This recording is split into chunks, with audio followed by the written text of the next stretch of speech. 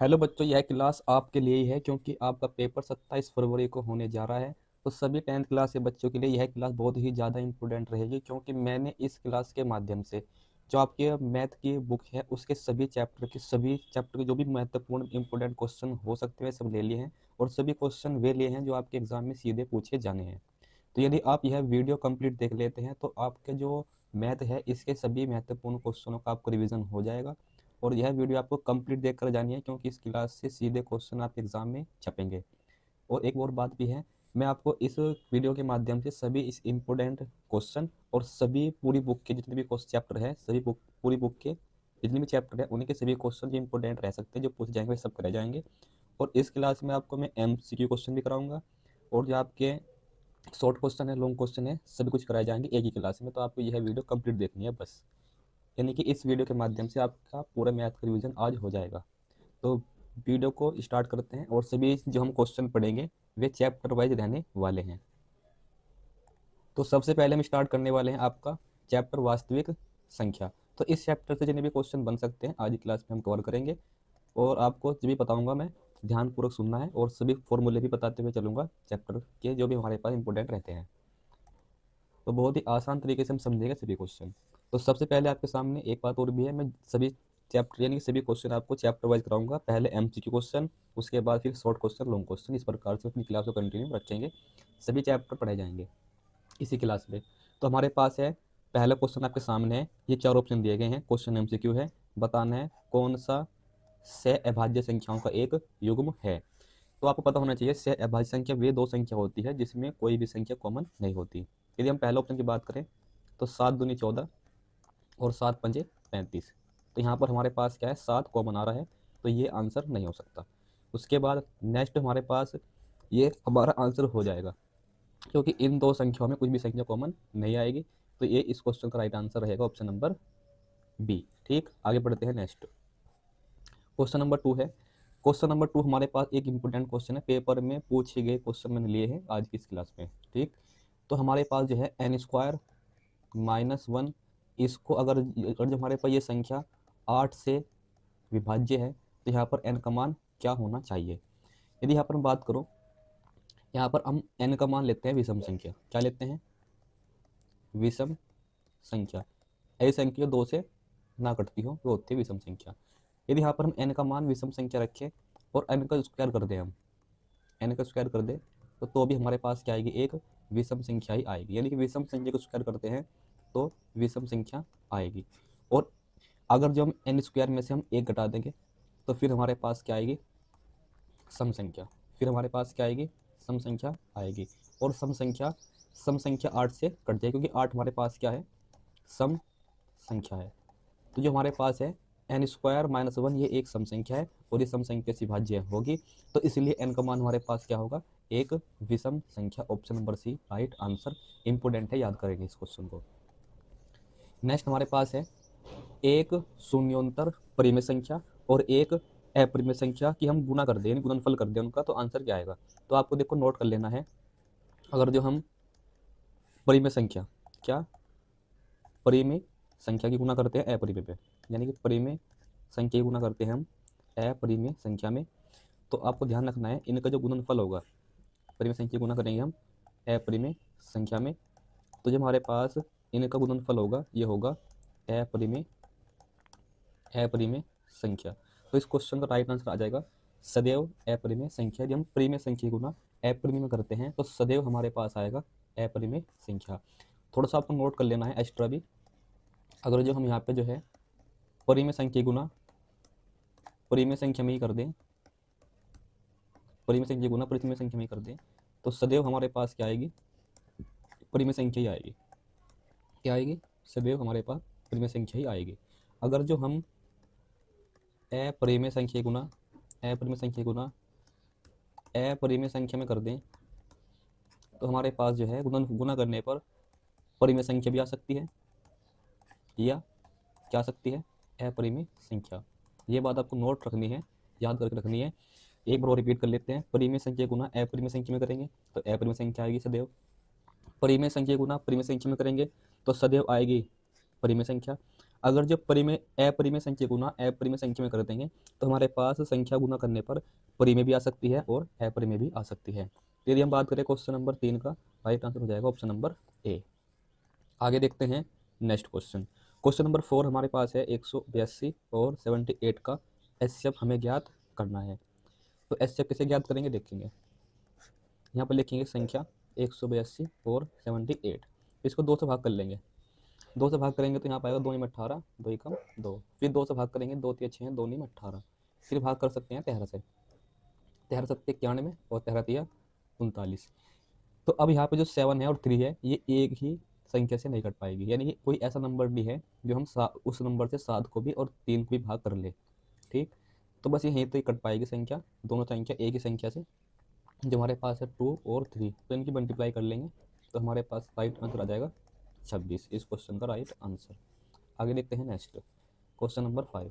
Question number 5 हमारे पास है 65 और 117, तो जो एचसीएफ है वो हमारे पास इसके रूप में लिखा हुआ है, पी का मान बताना है। तो सबसे पहले हम यहाँ पे क्या करेंगे, 65 और 117, 65 और 117 का हम यहाँ पे एचसीएफ देखते हैं क्या आएगा। यदि भाग करो पे 13 से, 13 पंजे 65, 13 निमा 117, तो यहाँ पर जो एचसीएफ है ये हमारे पास आ जाएगा 13। जो हमारे पास एचसीएफ है ये इसके रूप में लिखा हुआ है, यानी कि इसके बराबर होगा, ठीक। इस रूप में लिखा हुआ है एचसीएफ, तो ये इसके बराबर होगा। एचसीएफ हमारे पास आया 13, ठीक। माइनस का 117 ये हमारे पास इधर जाके हो जाएगा प्लस का, यानी कि प्लस 117 जोड़ेंगे तो यहाँ पाएगा 130 और हम 65 से भाग करेंगे तो यहाँ पाएगा 2, यानी कि पी बराबर आएगा 2। तो पी का मान हमारे पास है 2, ऑप्शन नंबर बी इस क्वेश्चन का राइट आंसर हो जाएगा। तो आगे हमारे पास है नेक्स्ट क्वेश्चन 15, 12 और 24 का लेसे निकालना है। सभी क्वेश्चन मैंने इंपोर्टेंट लिए हैं, सीधा पेपर में छपेंगे, ये मेरा आपसे वादा है। यदि आप इस प्रकार के क्वेश्चन की प्रैक्टिस करके जाते हैं, पूरी क्लास कंप्लीट देखते हैं, तो हमारे पास जो है इन 3 संख्याओं का हमारे क्या पास निकालना है लेसे, यानी कि एलसीएम यहाँ पे ज्ञात करना है। तो हम क्या करेंगे, यहाँ पे 2 से भाग कर लेते हैं, 2 से भाग नहीं हो पाएगी, सेम लिखेंगे 9 में 18 और फिर 2 से भाग करते हैं 22, 24 को 12 आएगा। 2 से भाग नहीं हो पाएगी, 2 से भाग नहीं हो पाएगी, 2 चिंग 12 कर लेंगे। उसके बाद 2 से भाग करेंगे, ये यहाँ पे भाग नहीं हो पाएगी, 15 में 9 पे 2 से, तो 6 में भाग करेंगे 2 से, 2 3 6। अब ये संख्या 2 से नहीं कट पाएगी, 3 से भाग कर लेते हैं, 3 5 15, 3 3 9, 3 एकम 3, वापस 3 से भाग करते हैं, 3 एकम 3, फिर उसके बाद वापस 5 से भाग करते हैं, इसके बाद नेक्स्ट 5 एकम 5 ये। तो तब तक भाग करना है संख्या में जब तक कि यहाँ पे नीचे 1 1 ना बन जाए। जो संख्या आएगी ये इनकी गुना कर लेंगे, एलसीएम निकल जाएगा। तो गुना कर लेते हैं 2 इंटू 2 इंटू 3 इंटू 3 इंटू 5। तो गुना कैसे करेंगे, देखो 2 दूनी 4, फिर 4 दूनी 8, 8 दिया 24, 24 दिया 72 और 72 पंजे 360। तो यदि हम यहाँ पर बात करें तो आपका राइट आंसर हो जाएगा ऑप्शन नंबर डी 360। आगे देखते हैं नेक्स्ट। तो भाई नेक्स्ट हमारे पास है क्वेश्चन नंबर 17, इसको सरलतम रूप में लिखना है, यानी कि इस संख्या को हमें यहाँ पे जो है आपस में ऐसी संख्या से भाग कर देना है जिससे कि दोनों नंबर कटते हो, और वो हमारे पास होगा इन दोनों का एचसीएफ। और वो इन दोनों का एचसीएफ कैसे निकलेगा, बड़ी संख्या को छोटी संख्या से भाग करेंगे, इस प्रकार से हम भाग विधि से निकाल सकते हैं एचसीएफ। तो देखते हैं कैसे निकलेगा भाग विधि से एचसीएफ। जो भी एचसीएफ आएगा भाग विधि से यहाँ पे, उससे हम इन दोनों संख्या को भाग कर देंगे और हमारा सरलतम रूप इन संख्याओं का आ जाएगा। तो आइए देखते हैं एचसीएफ कैसे निकालना है। एक बार टेबल चलाएंगे, यहाँ पर हमारे पास बच जाएगा 7 और यहाँ पर हमारे पास इसमें बच जाएगा घटाने पर 37। फिर 37 से हम भाग करेंगे 148 को 4 बार, पूरा पूरा कट जाएगा, यानी कि इन दो संख्याओं का हमारे पास जो है एचसीएफ क्या जाएगा 37। अब इस 37 से ही हम इन दोनों संख्याओं को भाग करेंगे। 37 से ये संख्या कट जाएगी कितनी बार, 4 बार। 37 से संख्या कट जाएगी 5 बार। तो इन दो संख्याओं का जो ये हमारे पास संख्या है भिन्न फ्रैक्शन, इसका सरलतम रूप आ जाएगा 4/5, ऑप्शन नंबर ए। आगे देखते हैं नेक्स्ट क्वेश्चन। नेक्स्ट क्वेश्चन है ये मोस्ट इंपोर्टेंट क्वेश्चन है, ऐसा क्वेश्चन अक्सर एग्जाम में पूछ लिया जाता है। 140 का अभाज्य गुणनखंड हमारे पास यहाँ पर जो है, इस 140 का अभाज्य गुणनखंड हमारे पास लिखना है। तो 2 से भाग कर लेते हैं पहले, 2 से 14, फिर 2 से भाग करेंगे 35, फिर 5 से भाग करेंगे 7 और फिर 7 एकम 7। देखो यहाँ 2 कितनी बार आया है, 2 बार आया है, तो पावर 2 लिखेंगे। फिर गुना 5 और गुना 7। तो ऐसा ऑप्शन मैच करो, ऑप्शन नंबर सी इस क्वेश्चन का राइट आंसर हो जाएगा। यदि आपको जो है सभी क्वेश्चन समझ में आ रहे हैं तो आपको वीडियो को लाइक कर देना है, जितना हो सके वीडियो को शेयर भी करना है। जो भी आपके इस फ्रेंड हैं उनको ये वीडियो शेयर कर देना है, जिससे कि उनको भी फ़ायदा हो जाए इस क्लास से। नेक्स्ट हमारे पास है क्वेश्चन नंबर 9। यहाँ पर आपको मैं एक फॉर्मूला बताऊंगा। दो संख्याओं का गुणनफल बराबर ये होता है ले से और गुना में से। तो दो संख्या कौन कौन सी है? 12 और 21। 12 और 21 दो संख्या हमारे पास 12 21 से गुना कर लेंगे, यानी कि बराबर ले से। ले से हमारे पास है इस क्वेश्चन में 84 और में से हमें ज्ञात करना है, में से नहीं पता।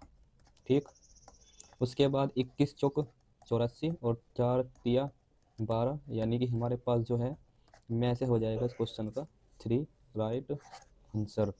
ठीक, आगे देखते हैं नेक्स्ट क्वेश्चन नंबर हमारे पास है 10। यहाँ बताना है परिमेय संख्या कौन सी है। तो आपको ध्यान रखना है परिमेय संख्या वो संख्या होती है जो रूट के अंदर ना हो। रूट के अंदर है ये नहीं है, ये संख्या हम गुना करेंगे इनकी तो 7 दूनी 14 आएगा। ये भी रूट के अंदर है संख्या, ये भी ये भी हमारे पास परिमेय नहीं है। और ये भी हमारे पास रूट 12 रूट के अंदर है संख्या, ये भी अपरिमेय नहीं है। तो ये संख्या हो सकती है क्यों? तो देखो आपके पास फॉर्मूला होना चाहिए ए प्लस बी और ए माइनस बी का फॉर्मूला होता है ए स्क्वायर माइनस बी स्क्वायर, यानी कि यहाँ पे होगा रूट 5 का स्क्वायर माइनस के रूट 7 का स्क्वायर। तो रूट 5 का स्क्वायर हो जाएगा 5, रूट 7 का स्क्वायर हो जाएगा 7। इनको आपस में हम घटाएंगे, घटाने के बाद आएगा माइनस के 2। तो देखो ये रूट के अंदर संख्या नहीं है, इसीलिए ये हो जाएगी एक परिमेय संख्या इस क्वेश्चन का राइट आंसर। आगे देखते हैं नेक्स्ट क्वेश्चन। तो भाई आगे हमारे पास है नेक्स्ट क्वेश्चन अपरिमेय संख्या। तो अपरिमेय संख्या वे संख्या होती है जो रूट के अंदर है। देखो हमारे पास रूट 25 5 का स्क्वायर है, रूट से बाहर आ जाएगा। रूट 81 9 का स्क्वायर है, ये रूट से बाहर आ जाएगा। और ये तो रूट से बाहर है ही, तो रूट के अंदर कौन सी संख्या यहाँ पे? रूट 2। ये रूट से बाहर नहीं आ सकती, इसलिए ऑप्शन नंबर डी हो जाएगा एक अपरिमेय संख्या। तो एक बार और रिपीट कर रहा हूँ मैं, जो संख्या रूट के अंदर है वो तो हमारे पास है अपरिमेय संख्या, और जो रूट से बाहर संख्या हमारे पास लिखी हुई है वो है परिमेय संख्या। और ध्यान रखना है जो ये पाई है, पाई इसे बोलते हैं पाई। और पाई क्या होती है? एक अपरिमेय संख्या, आपको याद रखना है। पाई होती है एक अपरिमेय संख्या, इसको आपको याद रखना है। ठीक है, आगे बढ़ते हैं नेक्स्ट। नेक्स्ट हमारे पास है, देखो मैंने ये जो क्वेश्चन करे ये थे आपके MCQ क्वेश्चन। अब देख लेते हैं थोड़ा सा शॉर्ट क्वेश्चन लॉन्ग क्वेश्चन। जो आपका ये क्वेश्चन है आपके पेपर में 2 अंक का आ सकता है। कितने अंक का? 2 अंक का। तो आइए देखते हैं करना कैसे है। तो इसका हल देख लेते हैं कैसे करेंगे पेपर में इस क्वेश्चन को हम। तो हमें सिद्ध दिखाइए, सिद्ध करना है कि रूट 3 रूट 2 एक अपरिमेय संख्या है। तो सबसे पहले लिखेंगे माना 3 रूट 2 एक परिमेय संख्या है। ऐसे लिखेंगे पहले, एक परिमेय संख्या है। और ये परिमेय संख्या है तो ये बराबर आएगा हमारे पास क्या? P/Q। उसके बाद जो हमारे पास यहाँ पे रूट रूट को छोड़कर जो भी संख्या होगी परिमेय संख्या वो इधर ले लेंगे P/Q की साइड। तो ये हमारे पास 3 गुना में है, तो ये हमारे पास जो है यहाँ पर जो है बटे में आ जाएगा ऐसे P/2Q, सॉरी 3Q, क्योंकि हमारे पास है 3। तो ये 3 यहाँ से यहाँ पर आ जाएगा गुना में Q के। उसके बाद फिर क्या लिखेंगे? यदि P/3Q एक परिमेय संख्या है तो रूट 2 भी एक परिमेय संख्या होगी। क्योंकि देखो परिमेय संख्या बराबर होती है परिमेय संख्या, परंतु यह परंतु ये हमारे पास जो है रूट 2, मैंने बताया आपको जो संख्या रूट के अंदर होती है वो क्या होती है? अपरिमेय संख्या। परंतु रूट 2 एक क्या है? एक परिमेय संख्या है, परिमेय संख्या है। फिर लिख देंगे नेक्स्ट, अतः यह एक विरोधाभास है। फिर लिख देंगे सिद्ध हुआ सिद्ध हुआ 3√2 एक अपरिमेय संख्या है। तो ये क्वेश्चन आपको सेम इसी प्रकार से करके आना है, इंपॉर्टेंट है, 2 नंबर का पूछा जा सकता है। ठीक, आगे देखते हैं नेक्स्ट है क्वेश्चन नंबर 2। ये मोस्ट इंपोर्टेंट क्वेश्चन रहेगा आपके एग्जाम के लिए, जहाँ पर हमारे पास सिद्ध करना है कि √5 एक अपरिमेय संख्या है। तो जैसे मैं आपको कराऊंगा इस प्रकार से कि आप करके आते हैं तो आपको ये क्वेश्चन सही हो जाएगा पेपर में। तो आइए देखते हैं इस क्वेश्चन को किस प्रकार से सिद्ध करना है। सबसे पहले हम लिखेंगे माना जो हमारे पास है √5 एक परिमेय संख्या है। क्या है? परिमेय संख्या है। उसके बाद जो हमारे पास P/Q है, ये हमारे पास लिखा जाएगा, जो हमारे पास √5 है लिखा जाएगा P/Q। फिर उसके बाद जब हम Q की गुना कर देंगे √5 में, यानी Q इंटू √5 ऐसे लिख देंगे इसको हम, या फिर ऐसे नहीं, थोड़ा ऐसे लिख लो, थोड़ा सा सही रहेगा। इसको लिख देंगे ऐसे हम, √5 इंटू Q बराबर P। इसको हम समीकरण 1 मान लेंगे। फिर उसके बाद क्या करना है, समीकरण 1 का वर्ग करने पर, समीकरण 1 का वर्ग करने पर, तो समीकरण 1 का वर्ग करेंगे तो हमारे पास जो है √5 का स्क्वायर आएगा 5, और Q का स्क्वायर आएगा Q स्क्वायर, और फिर हमारे पास आएगा P स्क्वायर। उसके बाद हम क्या लिखेंगे, देखो P स्क्वायर यदि परिमेय संख्या है, परिमेय संख्या नहीं, ऐसे लिखने थोड़ा सा, यहाँ पे लिखेंगे हम, देखो जो हमारे पास 5 है ना, 5, ये 5 हमारे पास, ये 5 हमारे पास एक गुणनखंड है P का, ऐसे लिखेंगे। यदि 5 P स्क्वायर का एक क्या है, गुणनखंड है भाई, ये है ना, गुणनखंड है, तो ये हमारे पास 5 है, 5 P का भी एक क्या होगा, गुणनखंड होगा। जैसे आपको मैं बता रहा हूँ, आपको सेम ऐसे ही करके आना है, ठीक है, क्वेश्चन ये वाला, गुणनखंड होगा। फिर लिखेंगे तब जो हमारे पास है P बराबर लेंगे 5R। फिर लिखेंगे यहाँ पे हम, ये समीकरण 2 मान लेंगे हम, समीकरण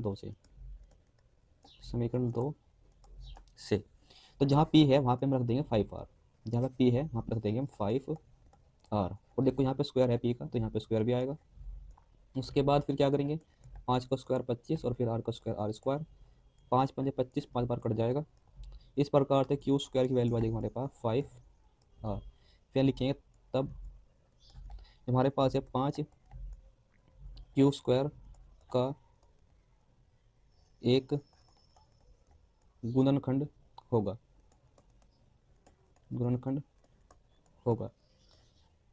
तो जो हमारे पास 5 है, 5 Q का भी एक गुणनखंड होगा। यहाँ तक लिखने के बाद फिर लिख देंगे अतः यह एक विरोधाभास है, अतः यह एक विरोधाभास है। तो सिद्ध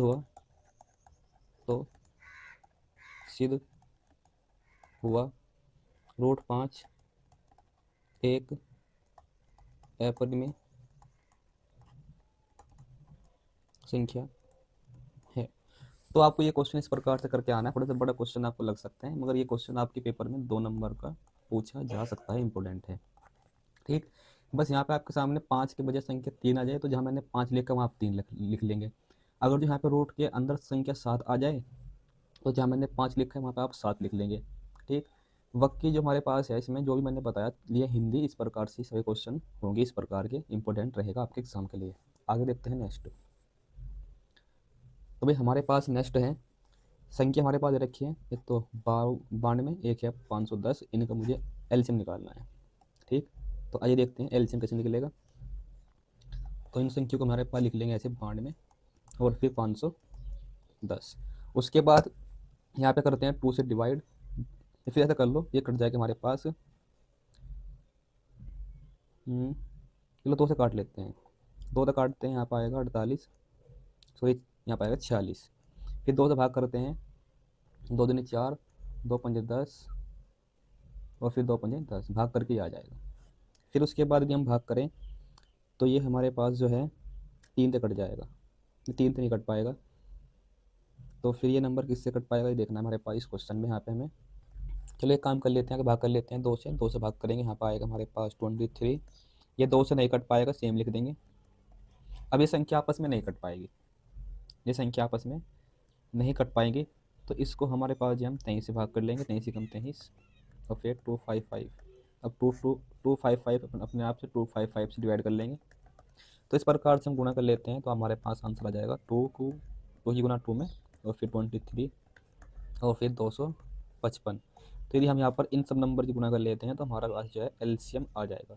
तो गुणा करके हमारे पास राइट आंसर आएगा इस क्वेश्चन का। तो बच्चों यदि आप गुणा करते हैं तो गुणा करके आपका आंसर आ जाएगा 23,460, इस क्वेश्चन का राइट आंसर। तो आपके पेपर में 2 नंबर का क्वेश्चन ये पूछा जा सकता है, इंपॉर्टेंट रहेगा। आगे देखते हैं नेक्स्ट क्वेश्चन। तो नेक्स्ट क्वेश्चन आपके सामने है, दिया गया है में से हमारे पास इन दो संख्याओं का 9 है और ले से हमें इन दो ही संख्याओं का निकालना है। तो मैंने बताया था आपको एक फॉर्मूला, क्या फॉर्मूला था हमारे पास, दो संख्याओं का गुणनफल बराबर ले से गुना में से, ये हमारे पास फॉर्मूला था। तो दो संख्या हमारे पास है 99 और 153, इनकी यहाँ पे गुना कर लेंगे हम, और हमें इन दो संख्याओं का ले से ज्ञात करना है, ले से नहीं पता, जबकि इन दो संख्याओं का में से हमारे पास है 9। फिर 9 से भाग कर लेंगे, 9 कम 9, 9 कम 9। अगर जो यहाँ पे हमें ले से याद करना है तो हम क्या करेंगे, 11 की गुना 153 में कर लेंगे। तो गुना करके हमारे पास राइट आंसर आएगा 11 तिया 33, हासिल लगे यहाँ पे 3, 11 पंजे 55, 55 3 58 का 8 का हासिल लगे 5, फिर 11 कम 11, 11 और 5 16, यानी कि 1683 इस क्वेश्चन का जो हमारे पास राइट आंसर हो जाएगा। ठीक, तो ये आपको जाएगा राइट आंसर। आगे देखते हैं नेक्स्ट। तो देखो भाई, हमने जो है अपना चैप्टर नंबर फर्स्ट कर लिया है कंप्लीट, जो था वास्तविक संख्या को लेकर। अब हम चैप्टर नंबर 2 डिस्कस करेंगे, जो हमारे पास चैप्टर है बहुपद। तो इस चैप्टर से भी बनने वाले सभी महत्वपूर्ण MCQ question, short question, long question इस क्लास में हम डिस्कस करते हैं आगे। ठीक, यदि आपको चैप्टर नंबर 1 सब कुछ समझ में आ गया है, इसी प्रकार से आपको सभी चैप्टर समझ में आएंगे। और यदि आप, ये मैंने बताया आपको, यदि आप ये वीडियो कंप्लीट देख के जाते हैं तो आपको पेपर में सीधा क्वेश्चन की क्लास से देखने को मिलेंगे। संख्या चेंज हो सकती है, परंतु जो क्वेश्चन का पढ़ाने का तरीका है वो आप नहीं बदलेगा, इसी टाइप के क्वेश्चन पेपर में पूछे जाएंगे। तो आगे हम डिस्कस कर लेते हैं बहुपद। थोड़ा सा आपको यहाँ क्या नाम जो है यहाँ पर जो है बहुपद चैप्टर के बारे में बता देता हूँ, फिर हम क्वेश्चन को कंटिन्यू करेंगे। ठीक, तो देखो हमारे पास सबसे पहले पढ़ लेते हैं बहुपद चैप्टर के बारे में।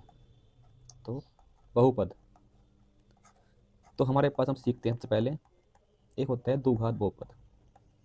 द्विघात बहुपद, तो द्विघात बहुपद होता है ऐसे, हमारे पास ax² प्लस के bx प्लस के c, ये होता है द्विघात बहुपद। और इस द्विघात बहुपद के जो शून्यांकों की संख्या होती है, क्या, शून्यांकों या फिर मूलों, शून्यांकों या फिर मूलों की संख्या, ये होती है 2। ये आपको ध्यान रखना है, द्विघात बहुपद के लिए शून्यांकों या फिर मूलों की संख्या होती है 2। ठीक, और जो हमारे पास इसके मूलों या फिर शून्यांकों का योग होता है, शून्यांकों या फिर मूलों का योग, शून्यांकों या फिर मूलों का योग फल, इसका फॉर्मूला हमारे पास होता है, ये आपको याद रखना है, ये होता है माइनस के x का गुणांक और बटे में x² का गुणांक। ये फॉर्मूला होता है शून्य, हमारे पास द्विघात समीकरण के शून्यांकों या फिर मूलों का योगफल। तो यहाँ देख के बताएंगे बी, एक्स की गुना में क्या है, बी है, तो यहाँ लेंगे माइनस का बी, ध्यान रखिए फॉर्मूले माइनस का आता है। ठीक, x² गुणांक हमारे पास यहाँ पे है ए, तो यहाँ पर आ जाएगा ए। एक फॉर्मूला और याद कर लेते हैं, फिर हम क्वेश्चन को कंटिन्यू करेंगे। यहाँ पे शून्यांकों या फिर मूलों का गुणनफल, शून्यांकों या फिर मूलों का गुणनफल, गुणनफल ये फॉर्मूला हमारे पास होता है, इसका अचर पद बटे एक्स स्क्वायर का गुणांक। तो अचर पद वो संख्या होती है जिसकी गुणा में एक्स नहीं होता, यानी कि सी, और एक्स स्क्वायर गुणांक हमारे पास आएगा था ए। तो ये फॉर्मूले आपको ध्यान रखने हैं बहुपद के बारे में, और आपको बहुपद के बारे में तो सब कुछ पता होना चाहिए। तो फिर आगे हम कंटिन्यू करते हैं अपने क्वेश्चन। तो सबसे पहले आपके सामने एक क्वेश्चन है, यहाँ पर हमारे पास शून्यांक है, वो हमारे पास 2 और 3 है। तो हमें ए और बी का आंसर यहाँ पर बताना है, क्या हमारे पास आंसर आएगा इस क्वेश्चन का। ठीक,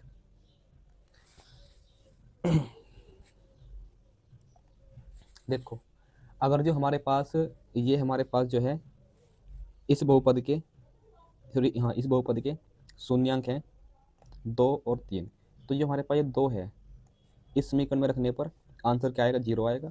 ऐसे इस 3 को इस समीकरण में x के स्थान पर रखने पर आंसर 0 आएगा। यदि हमारे पास ये 2 शून्यांक है तो x बराबर क्या होगा, 2, और ये x का मान जो है इस बहुपद में रख देंगे जहाँ पे x है। तो यहाँ पे x है तो यहाँ पे एक्स स्क्वायर, फिर प्लस हमारे पास यहाँ पर आएगा x का मान 2, क्योंकि यहाँ भी x है, उसके बाद प्लस b, और ये इसका शून्यांक है 2 इस बहुपद का। तो x का मान जहाँ भी है ये 2 रखने पर बराबर क्या लेंगे, 0 के। यदि ये हमारे पास बहुपद का शून्यांक है तो आपको ध्यान रखना है, जो भी बहुपद का शून्यांक होगा उस शून्यांक पे जो भी हमारे पास नंबर होगा उसको हम x के स्थान पर हमारे पास पुट कर लेते हैं, रख लेते हैं, तो उसका आंसर 0 आएगा। तो बराबर 0 ही लेना होता है इस प्रकार से। ठीक, आगे देखते हैं हमारे पास नेक्स्ट। तो 2 का स्क्वायर आएगा 4, फिर प्लस 2 की गुना कर लेंगे a में, तो 2a प्लस 1, फिर तो एक हम 2 भी आएगा यहाँ पे, और फिर प्लस b बराबर 0। तो 2 और 4 6 हो जाएगा, और 6 इधर आके हमारे पास हो जाएगा माइनस का, क्योंकि प्लस का 6 आएगा यहाँ पे। तो 2a प्लस b का मान आ गया 6। उसके बाद अगर जो हमारे पास है माइनस के 3 भी एक शून्यांक है बहुपद का, तो अब की बार x बराबर क्या रखेंगे, माइनस के 3। तो जहाँ भी x है वहाँ पर आएगा माइनस के 3, जहाँ भी x है वहाँ पर आएगा माइनस का 3। बाकी समीकरण बराबर आएगी 0 के। तो 3 का स्क्वायर आएगा 9, फिर हमारे पास 3 गुना करेंगे a में, तो 3a प्लस 3 कम 3 माइनस का 3 प्लस b। तो अब की बार 6 में से घटाएंगे 3, तो आएगा हमारे पास 9 में से घटाएंगे 3, तो प्लस का 6 आएगा, ये भी धरा के माइनस का 6 हो जाएगा। तो माइनस के 3a माइनस के 3 बरा, और यहाँ पे आएगा b प्लस के b। तो इस प्रकार से हमारे पास 2 समीकरण बन जाएगी, समीकरण 1 और समीकरण 2। तो इनको मैं सोल्व करना है, इनको मैं क्या करना है, सोल्व करना है, तो हमारा आंसर आ जाएगा। यदि मैं यहाँ पर हम बात करूँ, मैं समीकरण 1 में से समीकरण 2 घटा दूँ, तो समीकरण 1 हमारे पास ये रही, इसमें समीकरण 2 घटाएंगे तो ये माइनस का 3 हो जाएगा प्लस का, और ये माइनस का जो हमारे पास है b ये हो जाएगा माइनस का घटाने के बाद। उसके बाद ये माइनस का 6 समीकरण 1 से घटाएंगे समीकरण 2 को, माइनस 6 माइनस हो जाएगा प्लस, क्योंकि माइनस का 6 है, ये हो जाएगा प्लस। तो घटा के यहाँ पर आएगा 0, b से b कट जाएगा, तो 2a 3a आएगा यहाँ पर हमारे पास 5a, और a का मान आ जाएगा 0 में 5 से भाग करके 0। तो a का मान 0 आ गया। फिर लिखेंगे समीकरण 1 से, अब समीकरण 1 में हम जो है a बराबर रखेंगे 0 यहाँ पे, तो 2 गुना 0 a का मान, फिर प्लस b बराबर माइनस के 6, 2 0 0, यानी कि b का मान आएगा माइनस के 6। तो b का मान माइनस के 6, a का मान 0, और ये हो जाएगा ऑप्शन नंबर हमारे पास b, तो ऑप्शन नंबर डी इस क्वेश्चन का राइट आंसर। थोड़ा सा आपको बड़ा क्वेश्चन लग सकता है एमसीक्यू क्वेश्चन, मगर ये सच्चाई है, ये क्वेश्चन पेपर में पूछा गया है, इतना आपको करना पड़ेगा। ठीक, आगे देखते हैं नेक्स्ट। नेक्स्ट हमारे पास है, मैंने बताया था आपको 2 घात बहुपद के कितने शून्यांक होते हैं, 2 शून्यांक होते हैं। इस क्वेश्चन का राइट आंसर हो जाएगा, आसान क्वेश्चन पेपर में पूछा गया है। आगे देखते हैं नेक्स्ट। जैसे मैंने बताया आपको 2 घात समीकरण के 2 शून्यांक होते हैं, 2 घात बहुपद के 2 शून्यांक होते हैं, उसी प्रकार से त्रिघात बहुपद के कितने शून्यांक होंगे, 3 शून्यांक होंगे, राइट आंसर। आगे देखते हैं नेक्स्ट। नेक्स्ट हमारे पास है, जो हमारे पास एक 2 घात बहुपद है, इसके शून्यांकों का योग निकालना है। तो फॉर्मूला क्या आता, x का गुणांक बटे एक्स स्क्वायर का गुणांक। ये हम पढ़ चुके पीछे, 2 घात बहुपद का के शून्यांकों का योग। तो x गुणा हमारे पास है माइनस के 4। ठीक, तो लिखेंगे माइनस के 4, एक्स स्क्वायर गुणा में क्या है, ये भी 4 है, ये भी 4 आएगा, ऊपर माइनस माइनस प्लस 4 आएगा, बटे में 4, 4 को 4 से भाग करेंगे तो शून्यांकों का योग इस 2 घात बहुपद का आ जाएगा, option number A right answer. आगे देखते हैं नेक्स्ट। नेक्स्ट हमारे पास है, अब की बार बताना है शून्यांकों का गुणनफल। फॉर्मूला क्या था, अचर पद बटे एक्स स्क्वायर का गुणा। ये मैंने फॉर्मूला बताया था आपको पीछे दो का बहुपद में, जब मैंने चैप्टर स्टार्ट किया था, ये वही फॉर्मूला है। अचर पद जिसकी गुणा में एक्स ना हो, यहाँ तो आएगा एक्स स्क्वायर गुणांक, यहाँ पे है 3, यहाँ 3 आएगा, तो यानी कि 2/3 इस क्वेश्चन का राइट आंसर हो जाएगा ऑप्शन नंबर डी। ठीक, आगे देखते हैं नेक्स्ट। तो मैंने आपको जो है 5 MCQ क्वेश्चन कराए जो आपके एग्जाम के लिए बहुत ज़्यादा इंपॉर्टेंट है। अब ये क्वेश्चन आपके एग्जाम में पूछा जा सकता है कितने नंबर का, 4 अंक का। तो ये 4 नंबर का क्वेश्चन आपके एग्जाम में पूछा जाएगा। मेरे हिसाब से ये क्वेश्चन बहुत ही ज़्यादा इंपॉर्टेंट रहेगा आपके एग्जाम के लिए।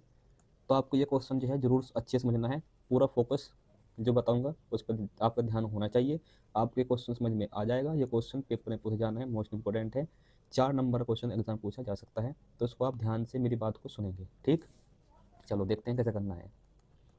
तो हमारे पास यहाँ पे एक दो घात बहुपद है, ये रहा, इसकी हमें शून्यांक ज्ञात करने हैं। तो यहाँ पे लिखेंगे शून्यांक के लिए, क्या लिखेंगे, शून्यांक के लिए, शून्यांक के लिए। तो जो हमारे पास दो घात बहुपद है, इसको लेंगे बराबर किसके, 0 के। अब देखो यहाँ पे 3 ये गुना करेंगे 4 में, कितना आएगा 12। तो हमें ऐसे नंबर बताने हैं दो जिनकी गुना करने पाना चाहिए 12, और यहाँ पे है एक्स की गुना में 1, घटाने पाना चाहिए 1। तो हमारे पास नंबर हो जाएंगे 4 तिया 12, और 4 में से हम 3 घटा देंगे, क्योंकि 4 तिया 12, 3 चौक 12, गुना करने 12 12, और घटाने पे यहाँ पे 1 भी आ जाएगा, बाकी एक्स और ये 4। ठीक, उसके बाद 3x स्क्वायर, फिर यहाँ पाएगा माइनस के 4x, फिर ये माइनस माइनस हो जाएगा प्लस 3x, और फिर माइनस के 4। फिर यहाँ पे हमारे पास है x कॉमन आएगा, यहाँ पे कॉमन क्या आएगा x, तो यहाँ लिखा जाएगा 3x, x कॉमन आ जाएगा यहाँ पे और यहाँ से, तो यहाँ बचेगा हमारे पास 4। यहाँ पे कुछ भी कॉमन नहीं आएगा तो 1 कॉमन ले लेंगे, फिर 3x प्लस, सॉरी माइनस है यहाँ पे, तो माइनस 4 आएगा। फिर यहाँ पे कॉमन आएगा 3x माइनस 4, और फिर x प्लस 1। उसके बाद क्या करेंगे, इनको हम अलग अलग 0 के बराबर रख देंगे ऐसे। तो यहाँ पे एक समान निकालने के लिए हम क्या करेंगे, -4 को 0 की साइड भेज देंगे, 4 हो जाएगा। 3 से भाग कर देंगे तो एक समान आ जाएगा 4/3। उसके बाद फिर ऐसे इधर करेंगे, ये वाली संख्या बराबर 0 के आएगी, ये प्लस को 1 इधर आके 0 की साइड माइनस हो जाएगा। तो इस प्रकार से जो हमारे पास है शून्यांक, जो हमारे शून्यांक हैं, एक्स की दो वैल्यू आई, ये हमारे शून्यांक होंगे, जैसे कि 4/3 आया एक तो, और एक आया -1, तो ये हमारे शून्यांक है। यहाँ तक करने के बाद हमें क्या करना है, आगे शून्यांकों तथा गुणांकों के बीच संबंध की सत्यता की जांच करनी है। तो यहाँ पे लिखेंगे हम नेक्स्ट आगे सत्यता की जांच, सत्यता की जांच, जांच के लिए। तो सबसे पहले लिखेंगे हमारे पास यहाँ पे हम मूलों का योग, सॉरी शून्यांकों का योग। क्या लिखेंगे, शून्यांकों का योग। तो शून्य का योग बराबर होता है माइनस के एक्स का गुणांक बटे एक्स स्क्वायर का गुणांक। ये फॉर्मूला होता है, ये आपको याद रखना है। ठीक, उसके बाद शून्यांक हमारे पास आए 4/3 प्लस -1, इनको जोड़ लेंगे ऐसे। फिर x के गुना में हमारे पास है यहाँ पे -1, तो यहाँ पाएगा -1। फिर एक्स स्क्वायर गुणांक हमारे पास है यहाँ पे 3, यहाँ पाएगा 3। तो हमारे पास इधर देखेंगे, यहाँ पे लेंगे हम एलसीएम, 3 का और 1 का एलसीएम आएगा 3। फिर यहाँ पे 4 लिखेंगे, क्योंकि 1 चौका 4, फिर 3 एकम 3 प्लस माइनस माइनस, यहाँ पाएगा 3, कैसे 3 एकम 3 और प्लस माइनस माइनस, यहाँ पे माइनस माइनस हो जाएगा +1/3, यहाँ पे घटा के आएगा 1/3। तो आप देख पा रहे होंगे ये बराबर आ रहा है, तो बराबर ही आना चाहिए, तभी सत्यता की जांच होगी, LHS बराबर RHS। उसके बाद क्या करेंगे, देखो थोड़ा सा यहाँ पे स्पेस कम है, इसलिए मैं साइड में लिख रहा हूँ, बाकी आपको नीचे ही करके अपना सॉल्यूशन देना है।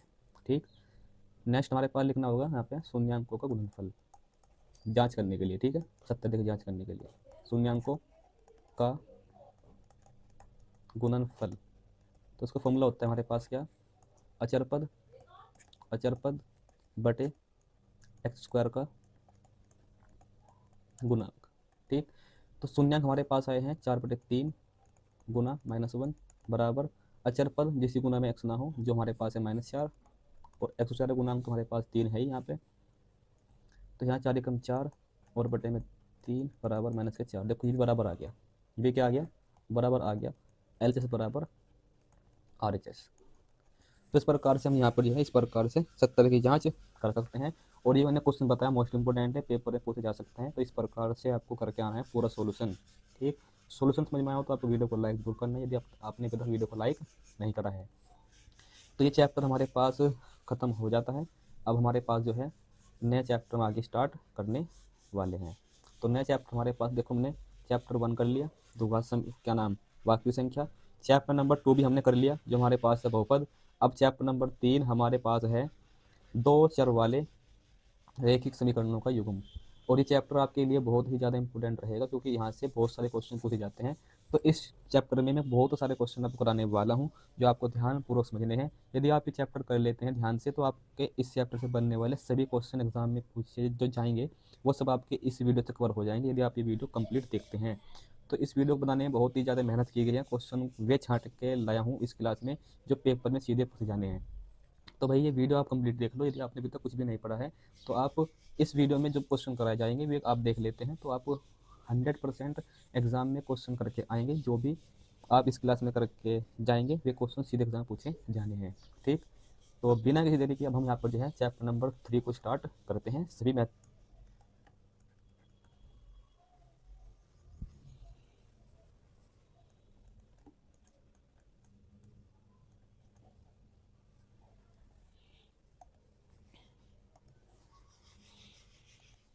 तो भाई आगे हम कंटिन्यू कर लेते हैं। मैंने बताया आपको यहाँ पर जो हम दो घात जो समीकरण, जो हमारे पास दो चर वाली जो रेखा है, हमारे पास रैखिक समीकरण होगी, आपको ध्यान रखना है ये होती है रैखिक समीकरण, यानी कि इसमें दो तो होंगे चर x और y, और इनकी जो घात है वो होगी 1, इनकी घात होगी 1। तो जो ऐसी समीकरण होगी वे हमारे पास कहलाएगी दो चर वाली रैखिक समीकरण। तो आपको ये 3 फॉर्मूले याद रख लेने हैं जो आपके काम आएंगे, और फिर मैं इन फॉर्मूलों से जितने भी क्वेश्चन पेपर में पूछे गए हैं और आगे पूछे जा सकते हैं वे डिस्कस करूंगा। ठीक, तो फॉर्मूले समझ लेते हैं, फॉर्मूले ध्यान से समझ लो तो क्वेश्चन समझ में आ जाएंगे। जब आप फॉर्मूलों को ध्यान से नहीं समझेंगे, याद नहीं करेंगे, तो पेपर में आने वाला क्वेश्चन नहीं हो पाएगा। ठीक, तो ये फॉर्मूले आपको समझने हैं और याद भी करने हैं। तो समझते हैं, देखो कैसे हैं। ये हमारे पास दो चर वाली दो रैखिक समीकरण है। यदि इन समीकरणों का अनेक हल है, तो आपको ध्यान रखना है a1/a2 और b1/b2 बराबर नहीं होगा, यानी कि a1 a2 होंगे x के गुणांक और b1 b2 होंगे y के गुणांक। ठीक, ये बराबर नहीं होंगे कब, जब रैखिक समीकरणों के अद्वितीय या फिर अनेक हल हो उसके लिए। ठीक, उसके बाद यदि हमारे पास a1 a2 और b1 b2 बराबर नहीं है, तो जो हमारे पास ये रेखाएं हैं, ये वाली दो रेखाएं, ये आपस में क्या करेगी, एक दूसरे को प्रतिच्छेद करेगी, यानी कि आपस में इस प्रकार से काटेगी। ठीक, आगे देखते हैं नेक्स्ट। यदि हमारे पास इन दो समीकरणों के अनंत हल हो, क्या हो, अनंत हल हो, तो a1/a2 b1/b2 c1/c2 आपस में बराबर होंगे तीनों गुणांक। और ये रेखाएं यदि हमारे पास तीनों बराबर है इस प्रकार से, तो रेखाएं क्या होगी, समपाती। रेखाएं क्या होगी, समपाती होगी, यानी कि रेखा एक दूसरे के ऊपर होगी ऐसे, समपाती। ठीक, नेक्स्ट, समीकरणों का कोई हल ना हो, उसके लिए कंडीशन क्या है, a1/a2 b1/b2 बराबर नहीं होगा c1/c2, यदि समीकरण का कोई हल नहीं है। ठीक, और रेखा यदि समान, यदि हमारे पास ये कंडीशन है a1/a2 b1/b2 बराबर नहीं c1/c2, तो रेखाएं क्या होगी, समांतर होगी, यानी कि दो रेखाएं ऐसी समांतर होगी जो आपस में कभी भी नहीं मिलेगी। तो ये आपको ध्यान रखना है, ये आपके फॉर्मूले हो जाएंगे, आपको याद रखने हैं। आगे क्वेश्चन को कंटिन्यू कर लेते हैं। आपके सामने क्वेश्चन है, तो आपके सामने क्वेश्चन है फर्स्ट, इसको हम डिस्कस करने वाले हैं। तो हमारे पास दो रैखिक समीकरण है, एक यदि और एक यदि, दो समीकरण है का कोई हल नहीं है। तो कोई हल नहीं है के लिए मैंने क्या बताया आपको, ये मैंने बताया आपको कोई हल नहीं है। कहाँ पे ये रहा, कोई हल नहीं है, इसके लिए a1/a2 और b1/b2 बराबर नहीं होगा c1/c2। तो इस क्वेश्चन का जो राइट आंसर है ये हमारे पास हो जाएगा ऑप्शन नंबर फर्स्ट, a1/a2 बराबर b1/b2 बराबर नहीं होगा c1/c2। तो फॉर्मूले से डायरेक्ट क्वेश्चन पूछे गए हैं जो आपको याद रखना है। फॉर्मूले जो बताए गए आपको याद रखने हैं, जो आपके काम आएंगे इस चैप्टर में। ठीक भाई, फॉर्मूले याद नहीं करोगे तो फिर क्वेश्चन नहीं होने वाला पेपर में, तो फॉर्मूले याद कर लो, मेरे कहने से एग्जाम में फायदा होगा आपको। ठीक, आगे देखते हैं नेक्स्ट। नेक्स्ट हमारे पास ये फॉर्मूले मैंने आगे लिख भी रखे थे, ये आप देख सकते हैं, कोई मैंने थोड़ा सा अलग से लिख रखा है यहाँ पे, ऐसे भी याद कर सकते हैं। जैसे कि एक अद्वितीय हल या फिर अनेक हल के लिए हमारे पास a1/a2 बराबर नहीं होगा b1/b2 और रेखा क्या होगी, प्रतिच्छेदी होगी। अनंत हल के लिए a1/a2 b1/b2 c1/c2। अरे ये हमारे पास है अनंत हल के लिए कंडीशन, दो रेखिक समीकरण के लिए, और इस प्रकार से रेखा समान संपाती होती है। और कोई हल नहीं है जिसके लिए a1/a2 b1/b2 बराबर नहीं होगा c1/c2 और रेखा कैसी होगी, समांतर होगी। ठीक, चलो आगे देखते हैं क्वेश्चन नंबर नेक्स्ट 2। तो देखो यहाँ पे क्या लिखा है, ये रेखा आपस में क्या है, संपाती है। एक रेखा यदि आपस में संपाती है तो संपाती के लिए कंडीशन क्या बताई गई, संपाती के लिए कंडीशन बताई गई कि a1a2 b1b2 c1c2 आपस में बराबर होंगे। तो देखते हैं यहाँ पे हमारे पास x गुना में a1 बटे x गुना में b1 सॉरी a1 नीचे हमारे पास a2, ये बराबर होगा y गुना में यहाँ पे है माइनस का 1, कुछ भी नहीं है तो माइनस का 1, और यहाँ y गुना में क्या है, माइनस का e, ये बराबर होगा इसके। उसके बाद c1 हमारे पास 8 है और c2 हमारे पास हो जाएगा जरा आगे माइनस का 16। ठीक, मगर हमें अपना आंसर निकालना है तो हमारा आंसर आ जाएगा, इस वाली कंडीशन से आंसर निकाल लेते हैं, क्योंकि हमें पी का आंसर निकालना है।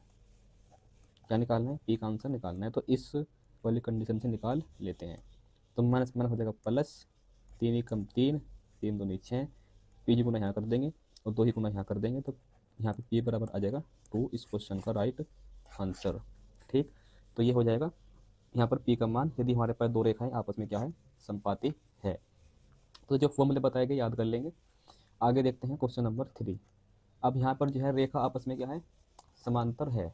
समांतर के लिए कंडीशन बताई गई थी a1/a2 बराबर b1/b2 बराबर नॉट इक्वल टू, यानी बराबर नहीं, c1/c2, यदि हमारे पास कंडीशन दो समांतर रेखाओं के लिए।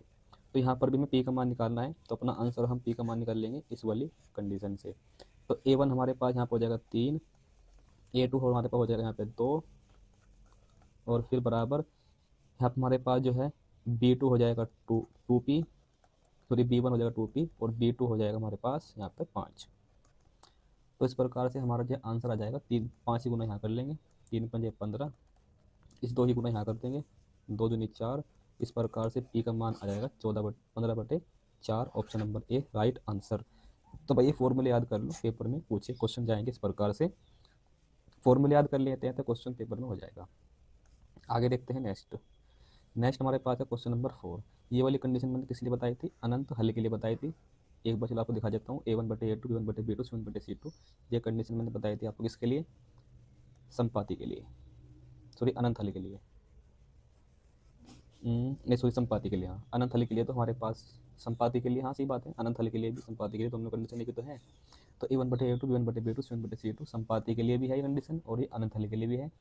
तो ये जो पेपर पूछी गई है कंडीशन किसकी है, ये फॉर्मूला किसका है, ये पूछा गया है। तो देखते हैं क्वेश्चन। ये हमारे पास दो रैखिक समीकरण है, एक यदि दो रेखाओं के जो हमारे पास समीकरण है, यदि इसमें a1/a2 b1/b2 c1/c2 का अनुपात आपस में तीनों बराबर हो तो रेखाएं कैसी होगी, हमारे पास संपाती होगी और उनके अनंत हल हो गए। तो सब रेखाएं कैसी होगी, संपाती होगी, ऑप्शन नंबर 20 क्वेश्चन का राइट आंसर हो जाएगा। ठीक, आगे देखते हैं नेक्स्ट हमारे पास है क्वेश्चन नंबर, हमारे पास यहाँ पर है 5। यहाँ पे लिखा है ये हमारे पास दो रेखाएं हैं और इनका कोई हल नहीं है। तो कोई हल नहीं है, इसके लिए कंडीशन बताई गई थी a1/a2 बराबर b1/b2 और नॉट इक्वल टू c1/c2। तो अपना आंसर निकल लेगा हम a1/a2 b1/b2 से। तो a1 की वैल्यू यहाँ पर x गुना में कुछ भी नहीं है तो 1 लेंगे, और यहाँ पे x गुना में a2 की वैल्यू 2, उसके बाद b1 की वैल्यू यहाँ पे 2 जो y गुना में है, और यहाँ पे b2 की वैल्यू हो जाएगी, यहाँ पे दे रखा लैम्डा, जो बोलते हैं लैम्डा। लैम्डा गुना 1 में करेंगे यहाँ पे लैम्डा आएगा, 2 की गुना 2 में करेंगे यहाँ पर आएगा 4। इस प्रकार से जो लैम्डा का आंसर हमें यहाँ पे निकालना था ये हो जाएगा 4, option number D right answer. ठीक, आगे देखते हैं। आगे हमारे पास है नेक्स्ट क्वेश्चन नंबर 6। आसान क्वेश्चन देखेंगे कैसे होगा। दो संख्याओं का योग और दो संख्याओं का अंतर दे रखा है। पहले मान लो, माना संख्या x, y है और यहाँ पे x वाली संख्या बड़ी है और y वाली संख्या छोटी है। तो हमें दे रखा है हमारे पास दो संख्याओं का योग यानी कि x प्लस y, ये हमारे पास है 8, और फिर हमारे पास दे रखा है इनका अंतर यानी कि x माइनस वाई ये हमारे पास दे रखा है 2। तो देखो ऐसी संख्या देख लो जिनको जोड़ने पाना चाहिए 8 और घटाने पाना चाहिए 2, तो जोड़ने पर 8 आएगा, ठीक है। घटाने पाएगा 4, यहाँ घटाने पाना चाहिए 2, तो ये तो ऑप्शन आंसर नहीं है। जोड़ने पाएगा 5 और 3 8, और 5 में से 3 घटाएंगे तो घटाने पाएगा 2, तो जोड़ने पर 8 घटाने पर 2, जोड़ने पर 8 घटाने पर 2, यानी कि ऑप्शन नंबर बी इस क्वेश्चन का राइट आंसर हो जाएगा। या फिर आप इन समीकरण को हल भी कर सकते हैं, तब भी आपका आंसर आ जाएगा, ठीक है। आगे देखते हैं नेक्स्ट। नेक्स्ट हमारे पास है क्वेश्चन नंबर 7। एक अच्छा क्वेश्चन कह सकते हैं इस क्वेश्चन को, ठीक। तो दो संख्याओं का योगफल हमारे पास 24 है, उसमें से एक संख्या दूसरी की दोगुनी है, संख्याएं बतानी है। तो देखो यहाँ पर जो है हमारे पास आंसर देखना है क्या आएगा। देखो सबसे पहले तो जोड़ने पाना चाहिए 24, तो पहले कर लेते हैं माना। मैं आपको इस क्वेश्चन का आंसर करा सकता हूँ ऑप्शन से, चलो ऑप्शन से करा देते हैं। जोड़ने पाना चाहिए 24, तो जोड़ने पे क्या आएगा 16 प्लस 8 कितना आएगा 24 आएगा, जोड़ने 24 आएगा। और एक संख्या दूसरी की दोगुनी है, तो बताओ 16 8 का दोगुना है, बिल्कुल है, तो इस क्वेश्चन राइट आंसर हो जाएगा। आगे वाले आंसर क्यों नहीं है, क्योंकि देखो 12 और 6 18, जोड़ने पाना चाहिए 24, ये तो आंसर है ही नहीं। उन 18 9 27, जोड़ने पाना चाहिए 24, ये भी इसका आंसर नहीं है। 14 और 7 जोड़ने पाना चाहिए 24, जोड़ने पर आया 14 और 7 21, ये भी इसका आंसर नहीं है। तो एक ही ऑप्शन बचा। तो ऐसे क्वेश्चन संख्या वाले आप ऑप्शन भी कर सकते हैं, बाकी आप इस समीकरण यहाँ पे एक दो समीकरण बनेगी, उनको सोल्व करके भी आंसर निकाल सकते हैं। मगर मैं आपको बताऊंगा, आपको सोल्यूशन तो देना नहीं है। ऑप्शन जब हमारे पास एमसी क्वेश्चन आए तो आपको तो क्वेश्चन भी करना है, तो आपको इस प्रकार से करना आना चाहिए, ठीक। इससे आपका टाइम बच जाएगा। आगे देखते हैं नेक्स्ट। नेक्स्ट हमारे पास है क्वेश्चन नंबर 8। देखो यहाँ पे लिखा है समीकरण जो हमारे पास है इसके अद्वितीय हल है। अद्वितीय हल के लिए कंडीशन बताई गई थी आपको a1/a2 not equal to c1 sorry b1/b2। ये हमारे पास कंडीशन थी, आपकी मैंने बताया था फॉर्मूला पीछे आपको। अद्वितीय हल के लिए यदि हमारे पास दो रेखिक समीकरण दी जाए, तो यहाँ पे a1 तो हमारे पास हो जाएगा x गुना में 1, कुछ भी संख्या नहीं है तो 1 मानेंगे हम। और a2 हो जाएगा हमारे पास 3, फिर नॉट इक्वल टू का साइन लगा लेंगे। b1 हमारे पास हो जाएगा यहाँ पे माइनस के 2, और b2 हमारे पास यहाँ पे हो जाएगा y गुना में यहाँ पे m की गुना यहाँ कर लेंगे और 3 की गुना इधर कर देंगे, तो m बराबर आएगा नॉट इक्वल टू 3 दूनी 6 माइनस का 6। तो माइनस का 6 यानी कि ऑप्शन नंबर मैच कर पा रहा है सी, तो सी इस क्वेश्चन।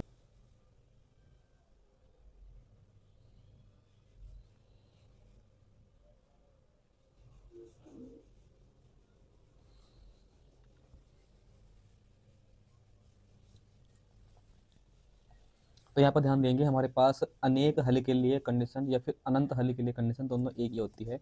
a1/a2 बराबर b1/b2 और c1/c2, ठीक। तो हम अपना जो आंसर है इसमें देखते हैं कैसे निकलेगा। हमें निकालना के का आंसर। देखो तो हम अपना आंसर यहाँ पर निकालेंगे a1/a2 और b1/b2 से। तो a1 की वैल्यू यहाँ पर हो जाएगी 1, a2 की वैल्यू हो जाएगी यहाँ पे k, फिर b1 की वैल्यू यहाँ पर आएगी k, और b2 की वैल्यू यहाँ पर हो जाएगी y की गुना में 1। a की गुना 1 में करेंगे, k गुना k में करेंगे, तो k स्क्वायर बराबर आएगा हमारे पास 1, यानी k की वैल्यू आ जाएगी +-1, क्योंकि इसके स्क्वायर से इस पर रूट जाएगा तो यहाँ +-1 आ जाएगा। तो ऑप्शन नंबर बी इस क्वेश्चन का राइट आंसर हो जाएगा। k की वैल्यू यहाँ पर +-1 होगी। कैसे, जब यहाँ पर जो है ना इसके स्क्वायर से इस पर रूट जाएगा ऐसे, तो यहाँ +- आएगा, और एक का स्क्वायर तो यानी कि रूट निकालते हैं एक का, तो एक ही आएगा। इस प्रकार से +-1 इस क्वेश्चन का राइट आंसर हो जाएगा, ठीक है भाई। आगे देखते हैं क्वेश्चन नंबर 10। क्वेश्चन नंबर 10 आसान है, हल करना है। y का मान हमारे पास 0 है, जहाँ भी यहाँ पे y है वहाँ पे हम 0 पुट कर लेंगे, यानी कि 2 गुना y का मान यहाँ पे 0 बराबर 6, 2 0 0 आएगा, यानी कि 3x बराबर 6, 3 दूनी 6, x बराबर 2। तो हमारे पास आएगा हल। हल लिखने के लिए पहले x का मान लिखेंगे 2 और फिर लिखेंगे y का मान 0, तो ये आ जाएगा हमारे पास हल 2 और 0, ऑप्शन नंबर ए इस क्वेश्चन का राइट आंसर। तो जब भी आप हल लिखेंगे पहले x का मान लिखना होता है, फिर y का मान, ठीक है। तो y का मान तो हमारे पास 0 दे रखा था, x का मान हमने यहाँ पे y का मान समीकरण में रख के x का मान निकाल लिया, और अपना राइट आंसर हल हो जाएगा हमारे पास इस समीकरण का 2 और 0 राइट आंसर। आगे देखते हैं नेक्स्ट क्वेश्चन। तो भाई अभी तक हमने जो क्वेश्चन करे, जो मैंने आपको ये कितने क्वेश्चन कराएं? आपको मैंने यहाँ पर जो है 10 क्वेश्चन कराए। तो आपके चैप्टर नंबर 3 से जो इतने क्वेश्चन मुझे लगा जो इंपॉर्टेंट रह सकते हैं, तो एग्जाम पूछ जा सकते हैं, वे मैंने आपको 10 क्वेश्चन कराए जो आपके चैप्टर नंबर 3 से थे। अब मैं आपको जो है इस चैप्टर के जो लॉन्ग क्वेश्चन है, शॉर्ट क्वेश्चन है, जब एग्जाम पूछे जा सकते हैं, वे अब मैं कंटिन्यू करूँगा। हर एक क्वेश्चन इंपॉर्टेंट होगा, इसलिए आपको जो है हर एक क्वेश्चन को समझते चलना है, क्योंकि इस चैप्टर नंबर 3 से जो मैंने क्वेश्चन लिए हैं ये बहुत ही ज़्यादा इंपॉर्टेंट क्वेश्चन है, जो आपके एग्जाम में 4 नंबर 6 नंबर में पूछे जा सकते हैं। तो मोस्ट इंपॉर्टेंट रहेंगे, ध्यानपूर्वक समझना है। सभी क्वेश्चन को मैंने पहले बता दिया आपको, मोस्ट इंपॉर्टेंट है। यकीन मानो एक इसी प्रकार के क्वेश्चन देखने को एग्जाम में आपको मिलेंगे। तो बिना किसी देरी के यहाँ पर जो हम सभी क्वेश्चन समझेंगे ध्यान से, और आपको पूरा ध्यान मेरी बात पर ध्यान देना है। जो मैं आपको क्वेश्चन कराऊंगा किस प्रकार से कैसे क्वेश्चन होना है ये आपको समझना है, ठीक। तो ये क्वेश्चन आपके एग्जाम में पूछा जा सकता है भाई, कम से भी कम 4 नंबर का। ये क्वेश्चन आपके पेपर में 4 अंक का पूछा जा सकता है, ठीक है नहीं। तो देख लेते हैं किस प्रकार से करना है। तो हमारे पास है एक, तो हमारे पास व्यक्ति यहाँ पे जेकब है और एक पुत्र है। तो इनकी आयु वाला क्वेश्चन है। तो पहले देखना है कितने व्यक्ति हैं, 2 व्यक्ति हैं। तो इनकी पहले हम आयु मान लेंगे, माना करके। तो यहाँ पे लिखेंगे माना जैकब की वर्तमान आयु ये मान लो x, और फिर जो जैकब के पुत्र की आयु मान लो यहाँ पे, तथा जैकब के पुत्र की वर्तमान आयु ये मान लेते हैं यहाँ पे हम कितनी है, y है। फिर लिखते हैं तब, यहाँ का 5 वर्ष बाद, क्या लिखते हैं तब 5 वर्ष बाद आयु, 5 वर्ष बाद आयु। तो जैकब की आयु आएगी x + 5, और पुत्र की आयु आएगी y गुना y + 5। तो ये आगे जैकब की आयु, ये आगे हमारे पास इसके पुत्र की आयु। क्वेश्चन में क्या कहा गया है, 5 वर्ष बाद जैकब की आयु उसके पुत्र की आयु के 3 गुनी है। यानी कि जो जैकब है ये वाला x + 5, इसकी आयु अपने पुत्र y + 5 की आयु कितना गुना है, 3 गुना है। तो यहाँ पर ये दे रखा है। उसके बाद यहाँ पर हम क्या करते हैं, देखो यहाँ पे x का मान निकालते हैं। देखो x का मान कैसे निकलेगा, यहाँ पर 3 का गुना कर लो, 3 × 3y, और फिर 3 × 5 = 15, 3 × 5 = 15, 3 ही गुना कर लेंगे यहाँ पे, ठीक है। उसके बाद ये 5 प्लस का तरह का माइनस हो जाएगा। इस प्रकार से x की वैल्यू हमारे पास निकल जाएगी, यानी कि जैकब की आयु, ये 5 प्लस का माइनस हो जाएगा। इस प्रकार से जैकब की आयु 3x और +10 आ जाएगी। समीकरण 1 इसको हम मान लेंगे, ठीक। आगे देखो, आगे कहा है 5 वर्ष पूर्व, यानी कि 5 वर्ष पूर्व x - 5, यहाँ लिख भी सकते हैं दिया है, यहाँ लिख सकते हैं दिया है, क्वेश्चन में ना दिया है, ये बात लिख सकते हैं, ठीक है, नहीं पता होना चाहिए। तो दिया है हमारे पास क्या, 5 वर्ष बाद जैकब की आयु और 5 वर्ष बाद उसके पुत्र की आयु के 7 गुना है। यानी कि 5 वर्ष बाद पुत्र की आयु y - 5 कितना गुना है, 7 गुना है, ठीक। अब यहाँ पे जैसे समीकरण 1 से x का मान रख देंगे, समीकरण 1 से x का मान रखने पर, x का मान रखने पर, तो यहाँ पे x का मान रख देंगे। यहाँ पे जो हमारे पास है 3y + 10, और ये 5 पहले से माइनस का, यहाँ 5 माइनस का, फिर यहाँ 7 से गुना कर लेते हैं, 7 × 7y, 7 × 5 = 35, ठीक।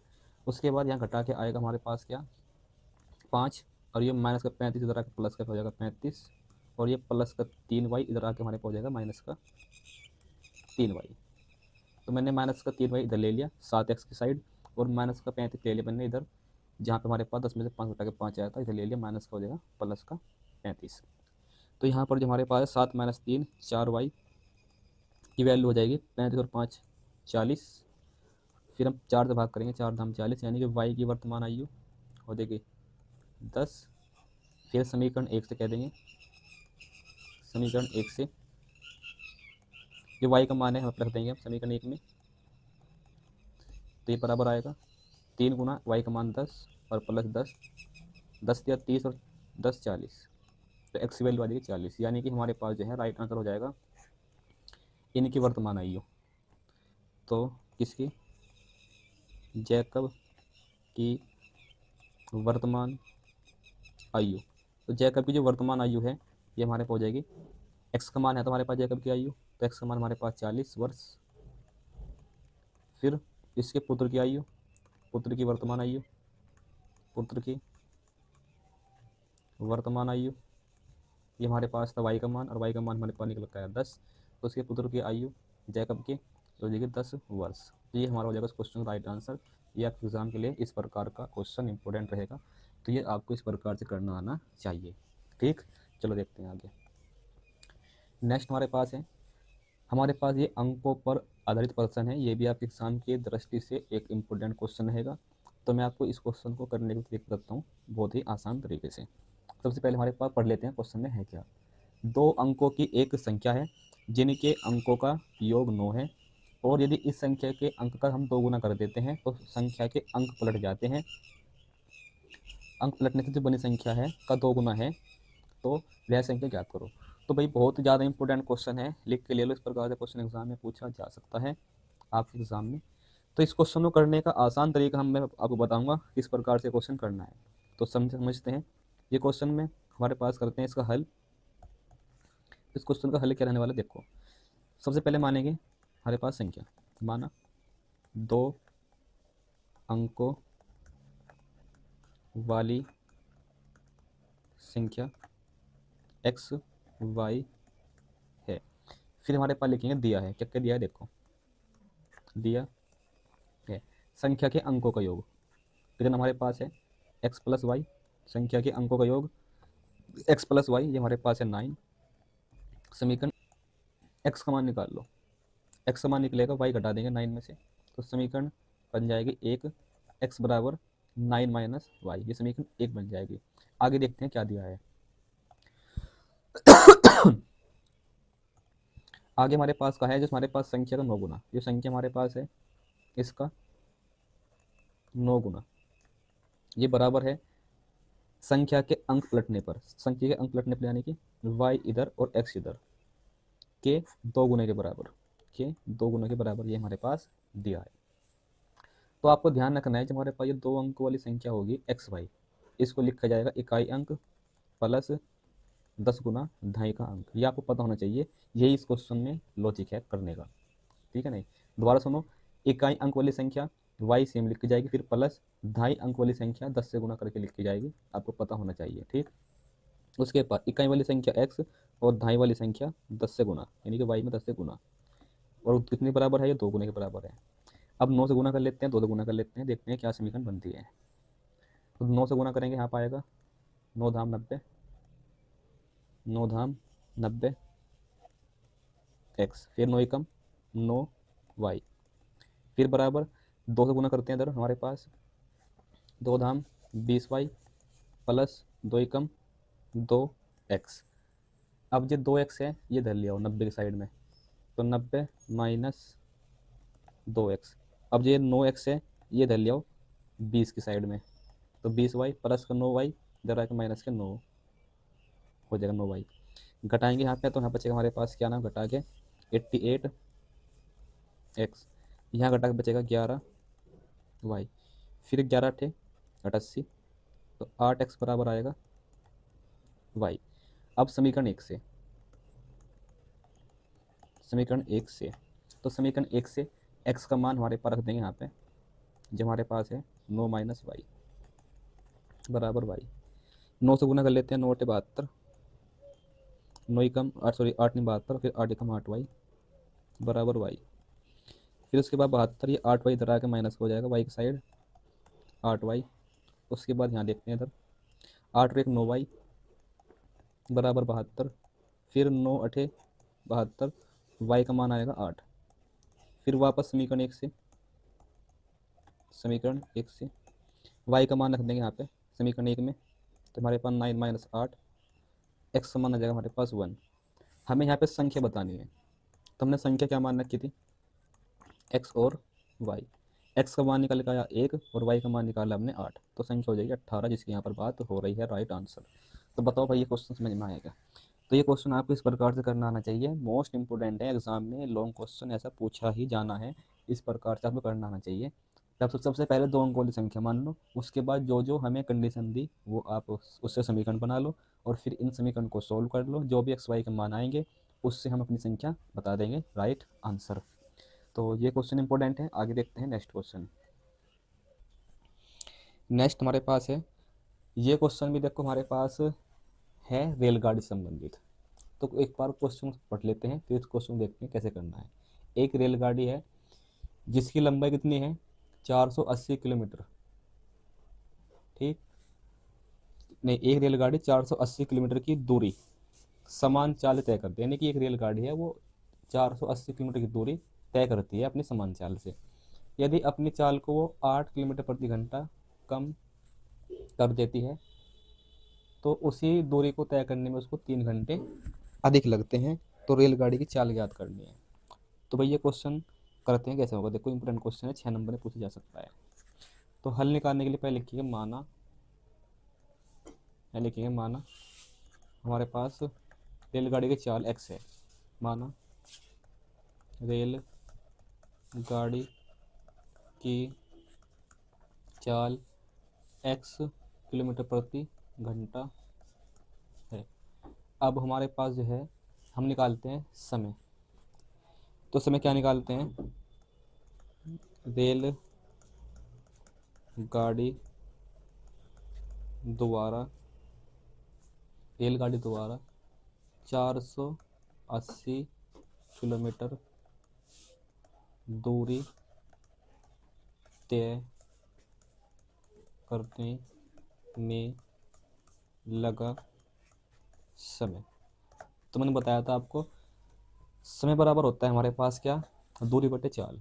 तो दूरी हमारे पास 480 और चाल हमारे पास रेलगाड़ी की है x। ठीक, समीकरण 1। चलो समीकरण ना मानो तो ऐसे रख लो, समीकरण ना मानते। फिर आगे हमारे पास का है, यदि इसकी चाल 8 कम कर दे तो हमारे पास लिख देंगे रेलगाड़ी की चाल 8 किलोमीटर प्रति घंटा कम करने पर नई चाल, रेल गाड़ी की चाल 8 किलोमीटर प्रति घंटा कम करने पर नई चाल। तो नई चाल हमारे पास क्या आएगी, x में से 8 घटा देंगे तो ये नई चाल आ जाएगी रेलगाड़ी की। उसके बाद क्या है, फिर हमारे पास क्या रखा, उसी दूरी को तय करने में लगा समय निकालते हैं, यानी कि तब यहाँ निकालते हैं तब जब हमारे पास ये हम रेलगाड़ी चाल 8 घंटा कम कर दी, 8 किलोमीटर प्रति घंटा कम कर दी, तब निकालते हैं रेलगाड़ी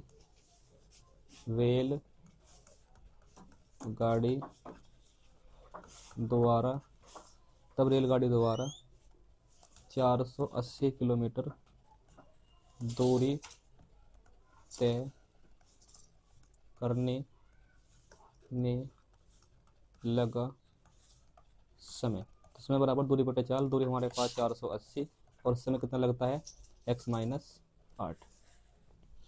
अब उसके बाद एक को दिया है, यहाँ लिखेंगे उसके बाद हमारे पास दिया है, यानी कि 8 किलोमीटर प्रति घंटा स्पीड कम करने पर उसको 3 घंटे अधिक लगते हैं। यानी कि ये वाला समय जो हमारे पास है 480 बटे स्पीड कम करने पर लगा समय, ये हमारे पास अधिक है जो उसका पहले वाला समय है उस वाले से। यानी 480 बटे x कितने घंटे अधिक लगते हैं, 3 घंटे अधिक लगते हैं, ये हमारे पास दिया है।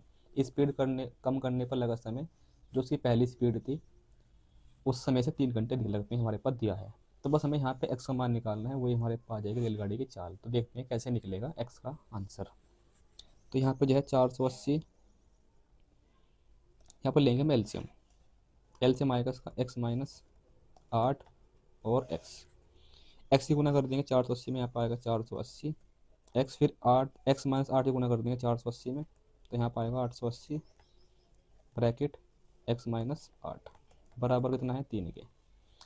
ऊपर 480, ये हमारे पास 480 यहाँ पे है, 480 x है, ठीक है। यहाँ पे थोड़ा सही से लिखेंगे इसको, 480 और x है, तो यहाँ पाएगा 480 एक्स, फिर 480 गुना एक्स में करेंगे तो यहाँ पर आएगा 480 एक्स, माइनस माइनस प्लस 480 गुना 8 में करेंगे तो यहाँ पाएगा 800 8 64 के 4 का ले 6, फिर 8 से 32 38, यानी कि यहाँ पर गुना करने पे आ जाएगा। फिर यहाँ पे नीचे गुना करने पाएगा हमारे पास यहाँ पे एक्स की गुना एक्स में करेंगे एक्स स्क्वायर, फिर एक्स की गुना 8 में करेंगे 8x, नीचे यहाँ पे आ जाएगा, ऊपर आएगा हमारे पास 3। उसके बाद नेक्स्ट ये हमारे पास कट जाएगा, ऊपर बचेगा 3,440 बटे में एक्स स्क्वायर माइनस 8x बराबर है 3। 3 एकम 3, 3 तो यहाँ भाग कर लेंगे, 3 एकम 3, 3 दूनी 6, 3 अठे 24, 1280 आ जाएगा। उसके बाद मैं इसी गुना करूँगा 1 में, तो मैं इसको अलग पेज पे शिफ्ट कर लेता हूँ क्वेश्चन को। तो हमारे पास यहाँ पर है 1280 बटे हमारे पास क्या था 1280 और एक्स स्क्वायर माइनस के 8 बराबर 1, एक्स स्क्वायर माइनस के 8x बराबर 1। तो 1 की मल्टीप्लाई कर लेंगे, एक्स स्क्वायर माइनस 8x बराबर आ जाएगा 1280। ये 1280 प्लस का तरह का हमारे पास हो जाएगा माइनस का। अब हमें फैक्टर करने पड़ेंगे, जो भी हमारे पास x का मान प्लस का आएगा वो आंसर है, माइनस वाला छोड़ देंगे क्योंकि चाल माइनस की नहीं हो सकती। अब ऐसे दो नंबर सोचने हैं जिनसे गुना करने पर आना चाहिए 1280 और जोड़ने या घटाने पर आना चाहिए 8। तो देखते हैं ऐसे नंबर कौन से होंगे। तो हमारे पास जो है ऐसे दो, तो हमारे पास यहाँ पर जैसे दो नंबर हो जाएंगे हमारे पास 40 की गुना जब 8 में करेंगे, 40 गुना 8 में करेंगे, सॉरी 40 की गुना अगर जो हम 32 में करेंगे तो आएगा 1280 और 40 में से 32 घटाएंगे तो हमारे पास आएगा 8। तो इस प्रकार से ये हमारे पास दो नंबर हो जाएंगे, यानी कि अगर हम 40 में से 32 घटाएंगे तो 8 आएगा, 40 गुना 32 में करेंगे तो 1228 आएगा। इस प्रकार से ये फैक्टर हो जाएंगे। तो फैक्टर कर लेते हैं, इसको सोल्व कर लेते हैं आगे। तो यहाँ पर आएगा 40x minus minus plus 32x minus के 1280। तो यहाँ पर आएगा x कॉमन, यानी कि x माइनस 40 और फिर प्लस यहाँ पे 32 कॉमन आएगा, 32 से भाग करेंगे 1280 को, यहाँ पर आएगा 40 बराबर 0। फिर उसके बाद x माइनस 40 कॉमन आ जाएगा, फिर बचेगा x प्लस 32, यहाँ पे ये फैक्टर आ जाएंगे, अलग अलग लेंगे 0 के बराबर, तो यहाँ पर आएगा बराबर 0 के, तो x बराबर आएगा 4। एक x हमारे पास आएगा माइनस, ये बराबर आएगा किसके, सॉरी ये बराबर आएगा प्लस प्लस 32 0 के, जो हमारे पास 32 प्लस का है ये इधर आके माइनस हो जाएगा, 4 माइनस की नहीं हो सकती तो छोड़ देंगे। तो इस प्रकार से जो हमारे पास है रेलगाड़ी की चाल, ये हमारे पास जाएगी x किलोमीटर प्रति घंटा, ये जो हमारे पास थी ये हमारे पास जाएगी x माने 4, तो 4 हो जाएगा राइट आंसर, x किलोमीटर प्रति घंटा रेलगाड़ी की चाल राइट आंसर। तो इस प्रकार से हम कर सकते हैं इस क्वेश्चन का आंसर। तो ये भी आपको करना आना चाहिए, ये भी इम्पोर्टेंट है। इस प्रकार के क्वेश्चन भी एग्जाम में पूछे गए हैं 6 नंबर में, तो 6 नंबर के लिए इम्पोर्टेंट रहेगा। यदि आप ये सीख कर जाते हैं तो आपके 6 नंबर एग्जाम में पक्के हो जाएंगे। ठीक, आगे देख लेते हैं नेक्स्ट क्वेश्चन। तो ये क्वेश्चन हमने कर लिया, उसके बाद देखते हैं आगे हमारे पास नेक्स्ट क्वेश्चन क्या रहने वाला है। तो आगे देखो भाई, ये भी इम्पोर्टेंट क्वेश्चन है, ये तो आप इम्पोर्टेंट बस लिख लो, पेपर में छप गया ये इस प्रकार के क्वेश्चन। तो इस प्रकार के क्वेश्चन एग्जाम में बहुत ही ज़्यादा इंपॉर्टेंट है, 6 नंबर में ऐसा क्वेश्चन आना तय है। तो ऐसे क्वेश्चन में आपको मैं कितने कराने वाला हूँ, एक तो ये रहा क्वेश्चन ऐसा, एक और है एक क्वेश्चन ये, और एक क्वेश्चन आपके सामने ये, और एक क्वेश्चन आपके सामने ये, और एक क्वेश्चन आपके सामने हमारे पास ये। इस प्रकार की मैं ऐसे क्वेश्चन आपको कराने वाला हूँ। ये क्वेश्चन आपके एग्ज़ाम में 6 नंबर पूछे जाने हैं। तो जो मैं आपको ये क्वेश्चन कराऊंगा ये आपके एग्ज़ाम के लिए इम्पोर्टेंट है, ये आप यहाँ पर प्रैक्टिस क्लास में कर लेते हैं, ऐसे क्वेश्चन करना सीख लेते हैं, तो आप इस प्रकार के आने वाले 6 नंबर क्वेश्चन एग्ज़ाम में करके आएंगे। तो आइए इन क्वेश्चनों करने का जो सबसे आसान तरीका है वो सीख लेते हैं। समीकरण को हमें हल करना है, तो समीकरण को हल करने के लिए मैं आपको सिखाऊंगा प्रतिस्थापन विधि से इन क्वेश्चनों को हल करने का एक आसान तरीका। ठीक, समीकरण को हल करने मतलब यहाँ पे है हमें x का मान निकालना और y का मान निकालना, वही हमारे पास हो जाएगा इन दोनों समीकरण का हल। तो देखते हैं किस प्रकार से हम यहाँ पे क्वेश्चन को कर रहे होंगे, ये हम सीख लेते हैं। जो बातें बताऊंगा आपको ध्यानपूर्वक सुननी है। जब मेरी आप बातें सुन लेते हैं, समझ लेते हैं, तो आप इस प्रकार का क्वेश्चन को एग्जाम में करके आएंगे। तो ठीक है, हमारे पास सबसे पहले यहाँ पे जो है, यहाँ लिखेंगे माना। यहाँ पे लिखेंगे सबसे पहले माना। हल करने के लिए जो हमारे पास पहले समीकरण है, इसको हम मान लेंगे समीकरण नंबर 1। इसको समीकरण 1 मान लेंगे। उसके बाद जो दो दूसरी समीकरण है, इसको हम समीकरण नंबर 2 मान लेंगे। ऐसा सबसे पहले हमें कर लेना है, समीकरण 1 और 2 इनको मान लेना है। ठीक है, उसके बाद फिर लिखेंगे समीकरण 1 से, समीकरण 1 से। तो समीकरण 1 से मुझे x का मान निकालना है। तो 3/2x, जो हमारे पास समीकरण 1 में माइनस के 5/3y है, ये 2 की साइड जाके प्लस का हो जाएगा ऐसे। 5/3y ये प्लस का हो जाएगा ऐसे। ठीक, उसके बाद फिर यहाँ पे 3/2x, यहाँ पे पट्टे में 1 लेकर इसको ले लेंगे एलसीएम। एलसीएम आएगा 3, 3 दूनी 6 और 1 पंजे 5y। ठीक, उसके बाद फिर यहाँ पे जो है 2 की गुना कर देंगे यहाँ पे 6 और 5y में।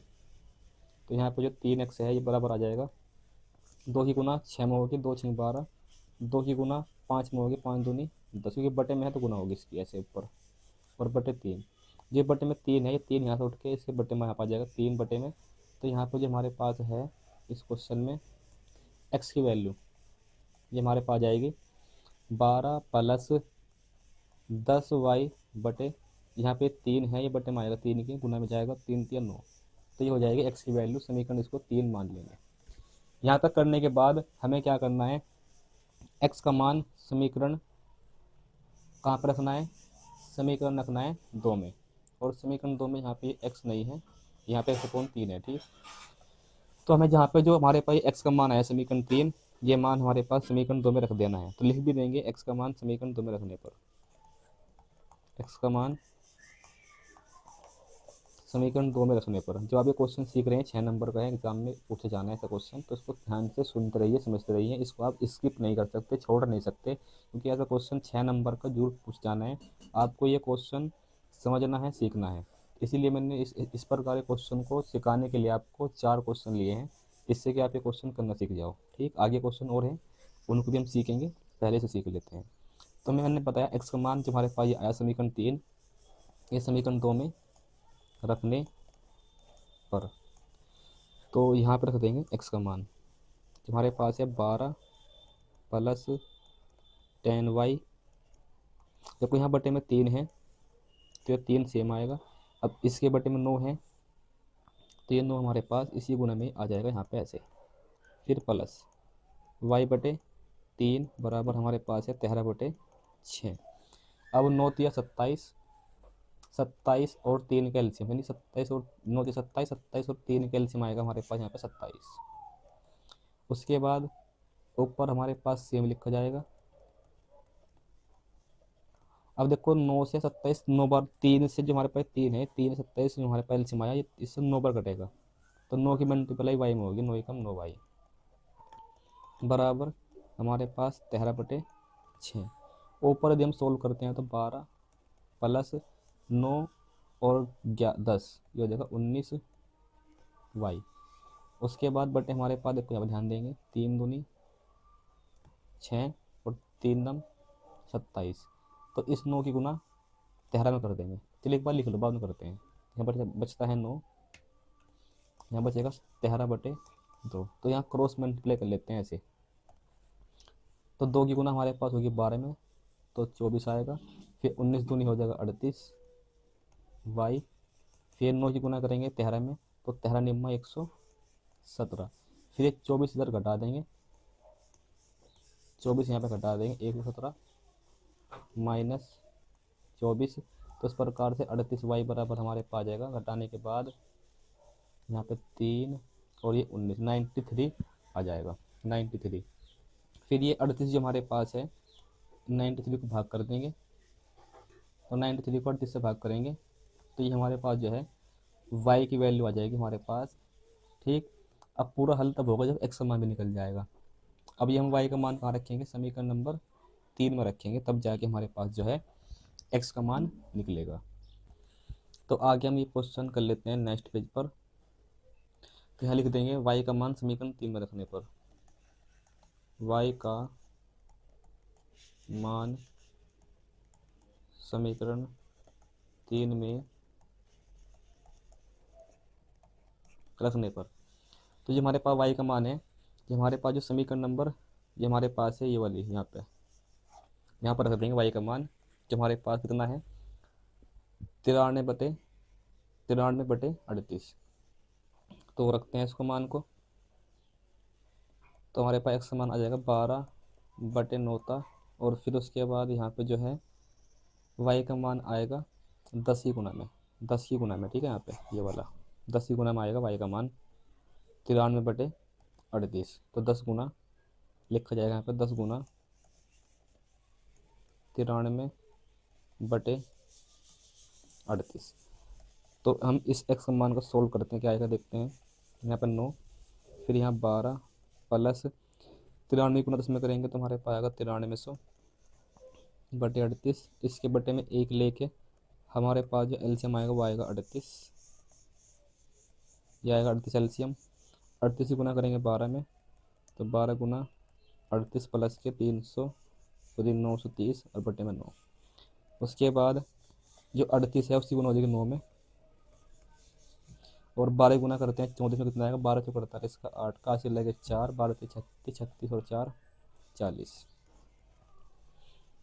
फिर 390 ऊपर जो हमारे पास जोड़ेंगे एक समान आ जाएगा 8, 3 और 13, 1338।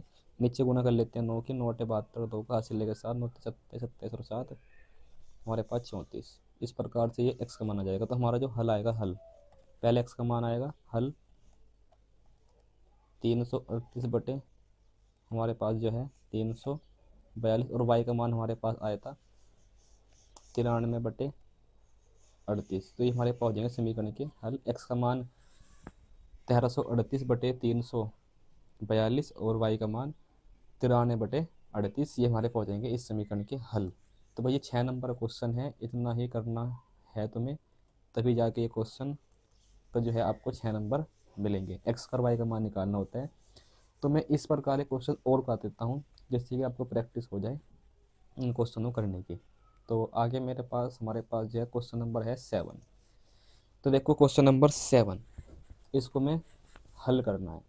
तो देखो, तो हमारे पास इसमें लेंगे जो हमारे पास वाले समीकरण है,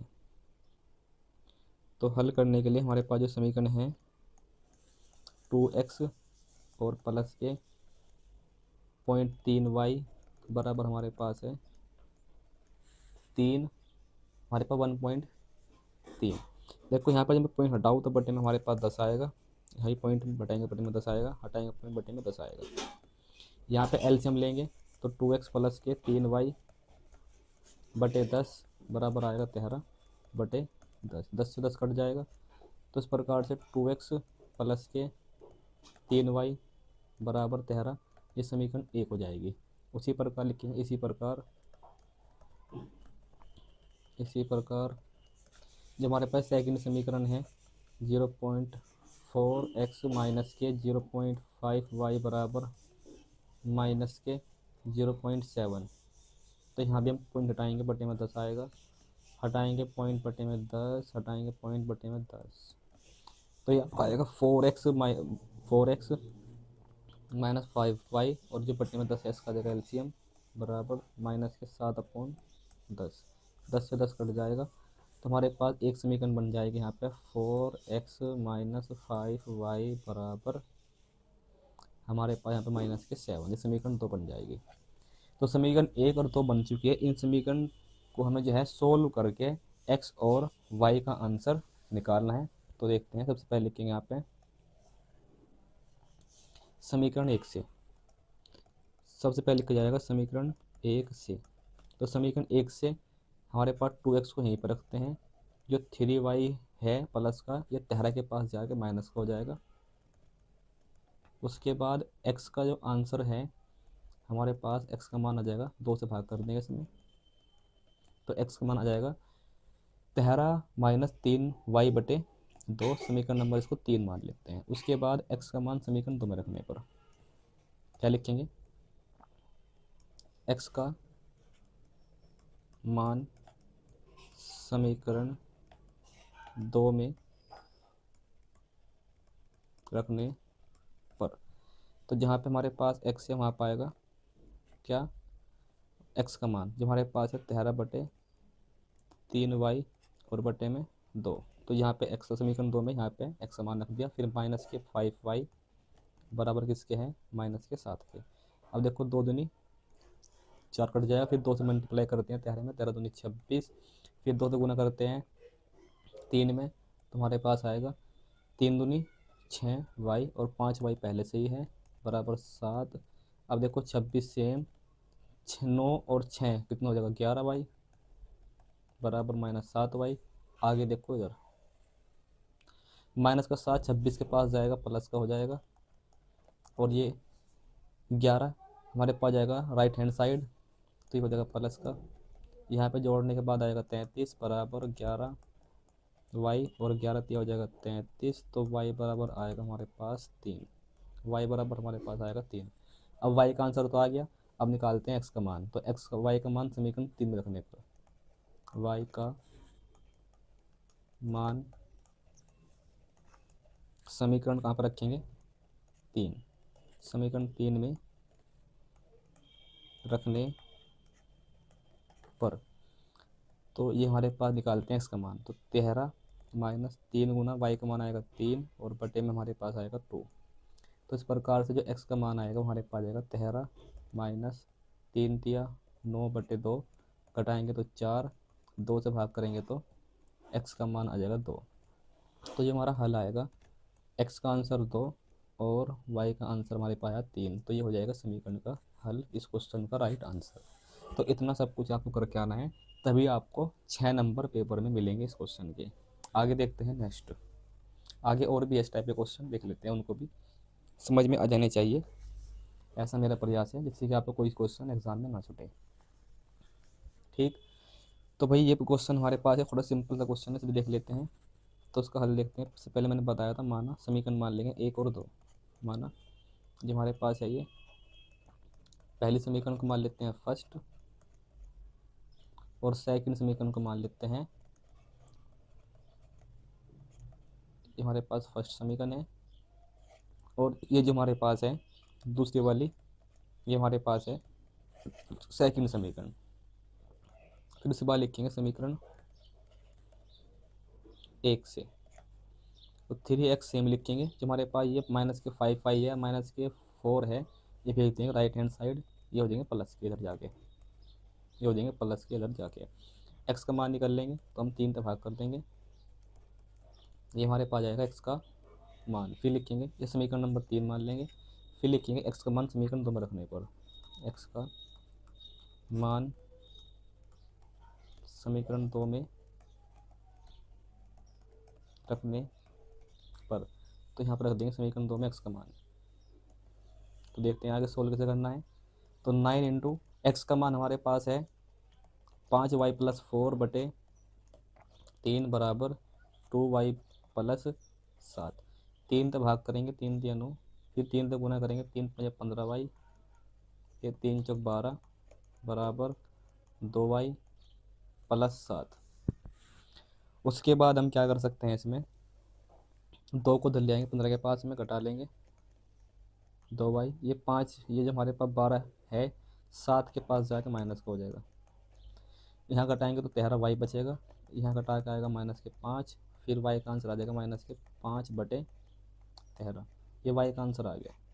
अब y का आंसर रखें समीकरण 2 में, तो y का मान समीकरण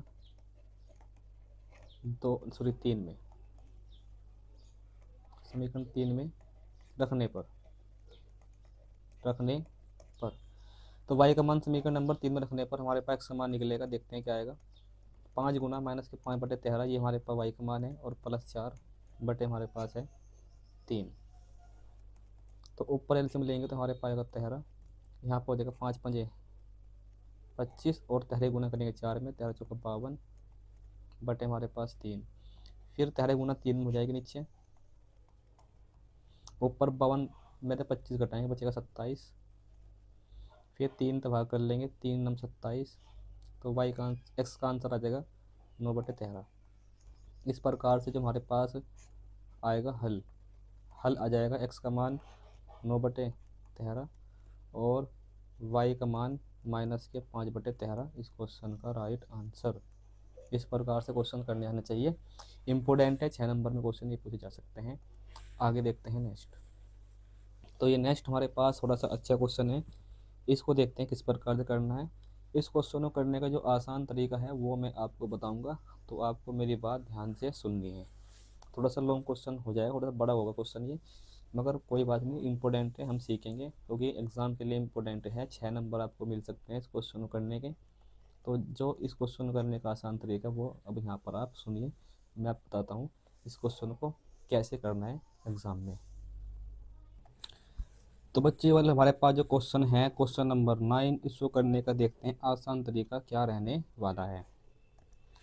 तो सबसे पहले हमारे पास जो है यहाँ पर लिखते हैं, यहाँ पे लिख लेंगे माना, क्योंकि जो हमारे पास माना है क्यों कर रहे हैं, क्योंकि यहाँ पे जो है इस क्वेश्चन को हम एक अच्छे और आसान तरीके से करना चाह रहे हैं। तो सबसे पहले लिखिए माना, जो हमारे पास है 1/x प्लस वाई, ये बराबर मानेंगे हम a, और जो हमारे पास 1/x माइनस वाई है इसको मान लेंगे हम b। ठीक, फिर हमारे पास लिखेंगे तब ये हमारे पास ये पहली समीकरण है, ये हमारे पास आएगी a tan a प्लस के 2b बराबर 4, समीकरण 1। यानी कि जहाँ पे x प्लस वाई है और जहाँ पे x माइनस वाई है यहाँ पर हम a और b का मान रख देंगे जो हमने माना है। फिर हमारे पास सेकंड समीकरण आएगी 15a प्लस के, सॉरी माइनस है जहाँ पे, माइनस के 5b, जो कि 1/x माइनस वाई बी है बराबर, तो ये समीकरण हमारे पास बन जाएगी। ठीक, फिर इनको हमें सोल्व करना है, देखते हैं सोल्व कैसे, सोल्व जो है आगे सोल्व कैसे होंगी। तो सबसे पहले लिखेंगे समीकरण 1 से, समीकरण 1 से। तो यहाँ पर जो हमारे पास है tan a बराबर आएगा 2b को भेज देंगे 4 की साइड, तो 4 माइनस 2b, और फिर a का मान निकालने के लिए इसमें जो हम 10 से भाग कर देंगे, तो 10 से भाग कर देंगे तो हमारे पास जो a की वैल्यू है ये हमारे पास आएगी 4 माइनस 2b बराबर अपॉन 10, ये a की वैल्यू आ जाएगी। उसके बाद ध्यान से सुनेंगे, a का मान समीकरण नंबर 2 में रखने पर a का मान समीकरण 2 में रखने पर, तो समीकरण 2 में रखेंगे a का मान यहाँ पे, जहाँ 15 है 15 गुना में a है, a का मान रख देंगे 15 की गुना में जो हमारे पास है a का मान, समीकरण जो हमारे पास ये समीकरण नंबर 3 है, यहाँ से 4 माइनस 2b बटे कितना आएगा 10 आएगा। ठीक, उसके बाद फिर माइनस 5b बराबर है 2, यहाँ पे 5 से भाग कर लो, 5 3 15, 5 दूनी 10, तो यहाँ पे एलसीएम आएगा हमारे पास 2। ठीक, 2 करे एलसीएम 2 आएगा, 3 गुना ऊपर कर लेते हैं, 3 गुना में है 3 चौक 12, 3 दूनी 6b, फिर 1 की गुना इन सब में करेंगे 12 माइनस 6 में 6 में आएगा, 2 की गुना कर लेंगे 5 में, यहाँ पाएगा 10b बराबर 2। उसके बाद 10 माइनस 6 4 16, 10 और 6 16, 16b बराबर 2 की गुना 2 में करेंगे तो 2 दूनी 4, ये 4 12 की इधर आके माइनस का हो जाएगा, और ये जो 10 है इधर जाके हमारे पास हो जाएगा राइट हैंड साइड प्लस का, घटा के आएगा 8, और ये 16 है भाई। ठीक है, 10 और 6 16 होता है, 16 ये 16 है, तो 16b, तो 16 से भाग कर देंगे 8 में, तो हमारे पास जो है b का मान आ जाएगा 16, सॉरी 8/16, यानी कि जो हमारे पास है b की वैल्यू आ जाएगी आपकी 8 एकम 8, 8 दूनी 16, 1/2, तो b का मान 1/2 आ चुका है हमारा। अब ये b का मान समीकरण नंबर रखा जाएगा 3 में, b का मान समीकरण 3 में रखने पर, 3 में रखने पर, तो जहाँ b है वहाँ पर रख देंगे b का मान 1/2 समीकरण नंबर 3 में, तो 2 की गुना में b है यहाँ पे, तो यहाँ पर आ जाएगा b का मान 1/2, फिर बटे हमारे पास है 10, तो ए का मान हमारे पास जाएगा ऊपर 2 दूनी तो 1 2, तो 4 माइनस 1, तो जो हमारे पास ए का मान है ये आ जाएगा 3/10। तो अभी हमारे पास ए और बी का मान निकला। हमारे जो क्वेश्चन जो समीकरण है उसमें एक्स और वाई में निकालना में हल। ठीक, अब हम यहाँ पे जो है ए और बी का मान हम यहाँ पे पुट कर लेंगे इधर, यहाँ पे। तो यहाँ लिखते हैं हमारे पास, फिर लिखते हैं तब 1/x + y बराबर हमारे पास था क्या, ये बराबर था हमारे पास ए, ये हमारे पास था ए, और ए का मान हमारे पास आया है 3/10। तो यहाँ पर रख देंगे वैल्यू 3/10, 3/10। फिर उसके बाद जो हमारे पास है इसी प्रकार 1/x - y बराबर हमारे पास आया 1/2।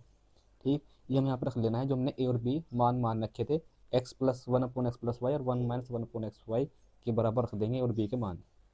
10 गुना 1 में करेंगे, यहाँ पे क्रॉस मल्टीप्लाई कर लेंगे, यहाँ पे आएगा 10 बराबर 3 इंटू 3 गुना x में होगी 3x और 3 गुना y में होगी 3y। ठीक है, तो यहाँ पे हमारे पास जो है इसको हम समीकरण मान लेंगे 4, हमारे पास 4, इसको हम समीकरण मान लेंगे बराबर ये समीकरण 4 हो गए। 3 समीकरण पीछे मान चुके हैं। अब यहाँ सोल्व करते हैं। 2 एकम 2, एक्स गुना एक्स माइनस वाई गुना 1 में करेंगे क्रॉस मल्टीप्लाई, तो x - y, यहाँ पे एक्स वाई मान निकालता हूँ तो y 2 की लग जाएगा, प्लस का हो जाएगा, वो प्लस y। फिर x का मान समीकरण नंबर 4 में रखने पर रख देंगे, x का मान समीकरण 4 में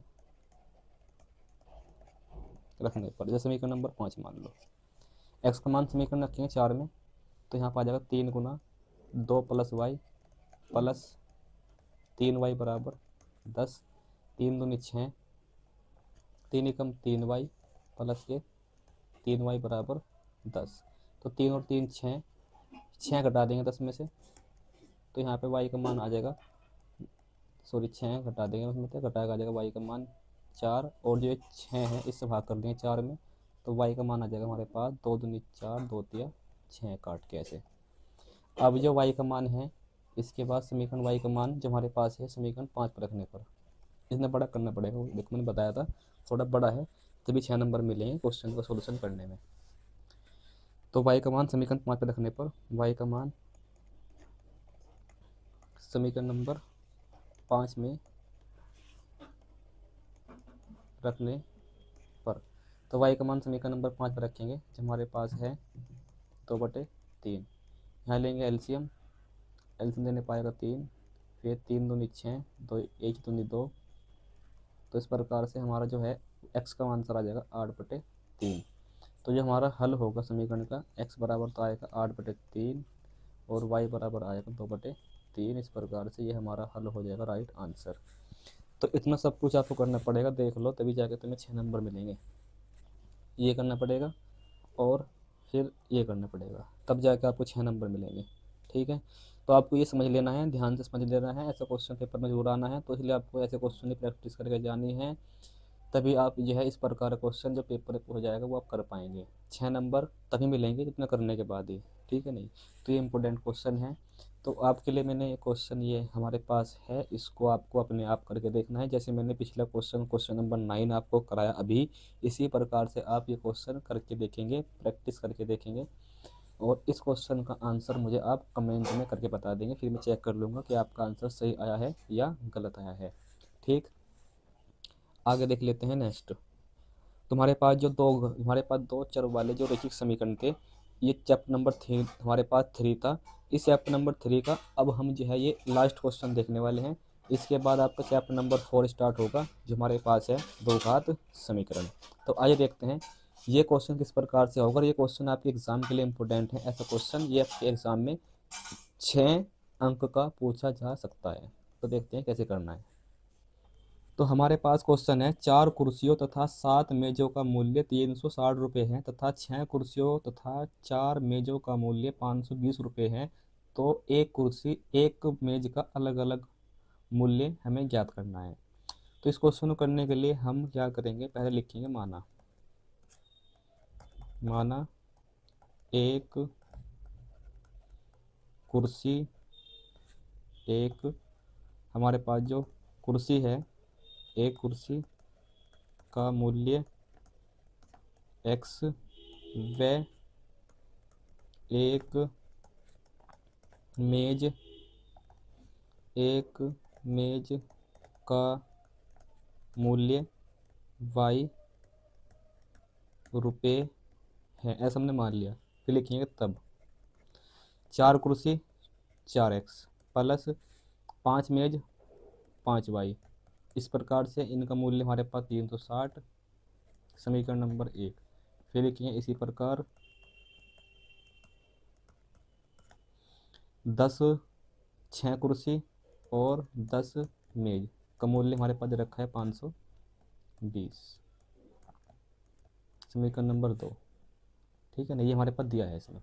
अब हमारे पास जो है, हमें एक्स का और वाई का मान निकालना, वही हमारे पास हो जाएगा, एक कुर्सी का मूल्य और एक मेज का मूल्य अलग अलग। ठीक है, तो वही बात है जो हमारे पास ये पिछले क्वेश्चन करे, ये इसी प्रकार के क्वेश्चन है, बस ये थोड़ा सा हिंदी में लिख कर दे दिया। ठीक है नहीं, तो इसे हल करते हैं समीकरण 1 से। समीकरण 1 से जो हमारे पास 4x है, ये 7x 360 के इधर जाके माइनस का हो जाएगा, 360 माइनस 7y। फिर हम यहाँ पे जो है इसमें 4 से भाग कर देंगे, x का मान निकल जाएगा, 360 माइनस 7y बटे में 4, समीकरण नंबर मान लेंगे इसको हम 3। फिर लिख देंगे x का मान समीकरण 2 में रखने पर, x का मान समीकरण 2 में रखने पर, तो x का मान रखेंगे समीकरण नंबर 2 में यहाँ पे। तो 6 इंटू एक्स का मान हमारे पास है 360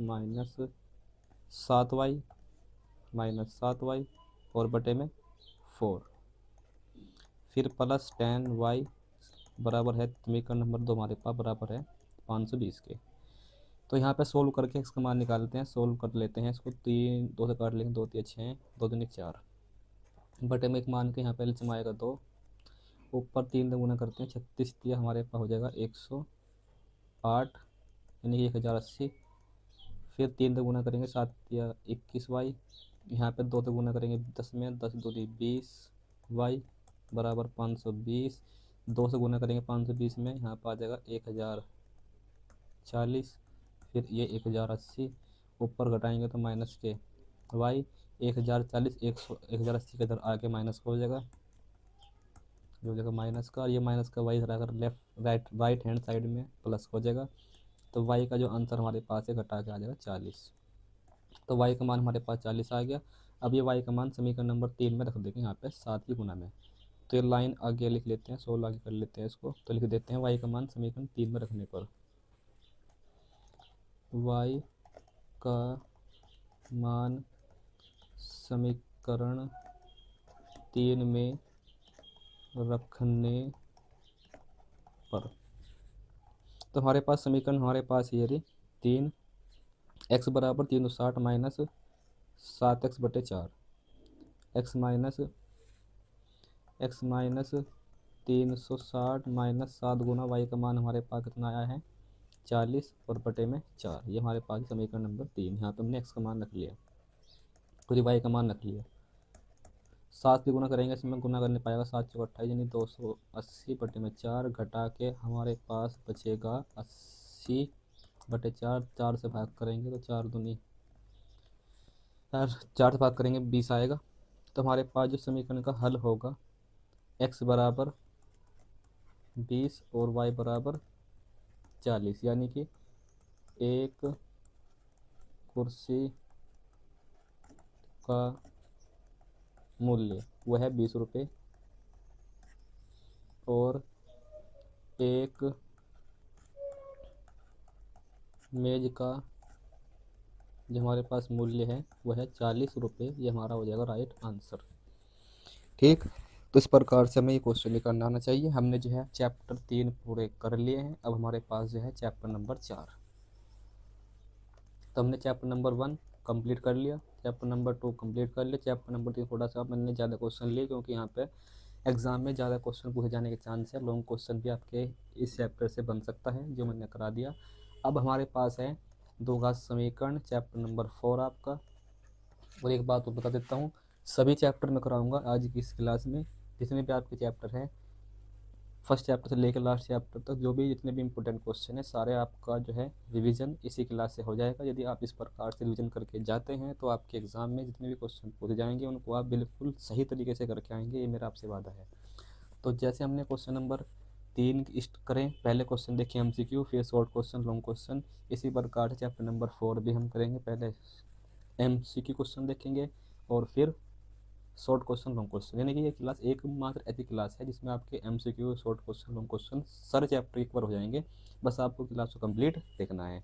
तो क्वेश्चन नंबर हमारे चैप्टर नंबर हमारे पास है 4।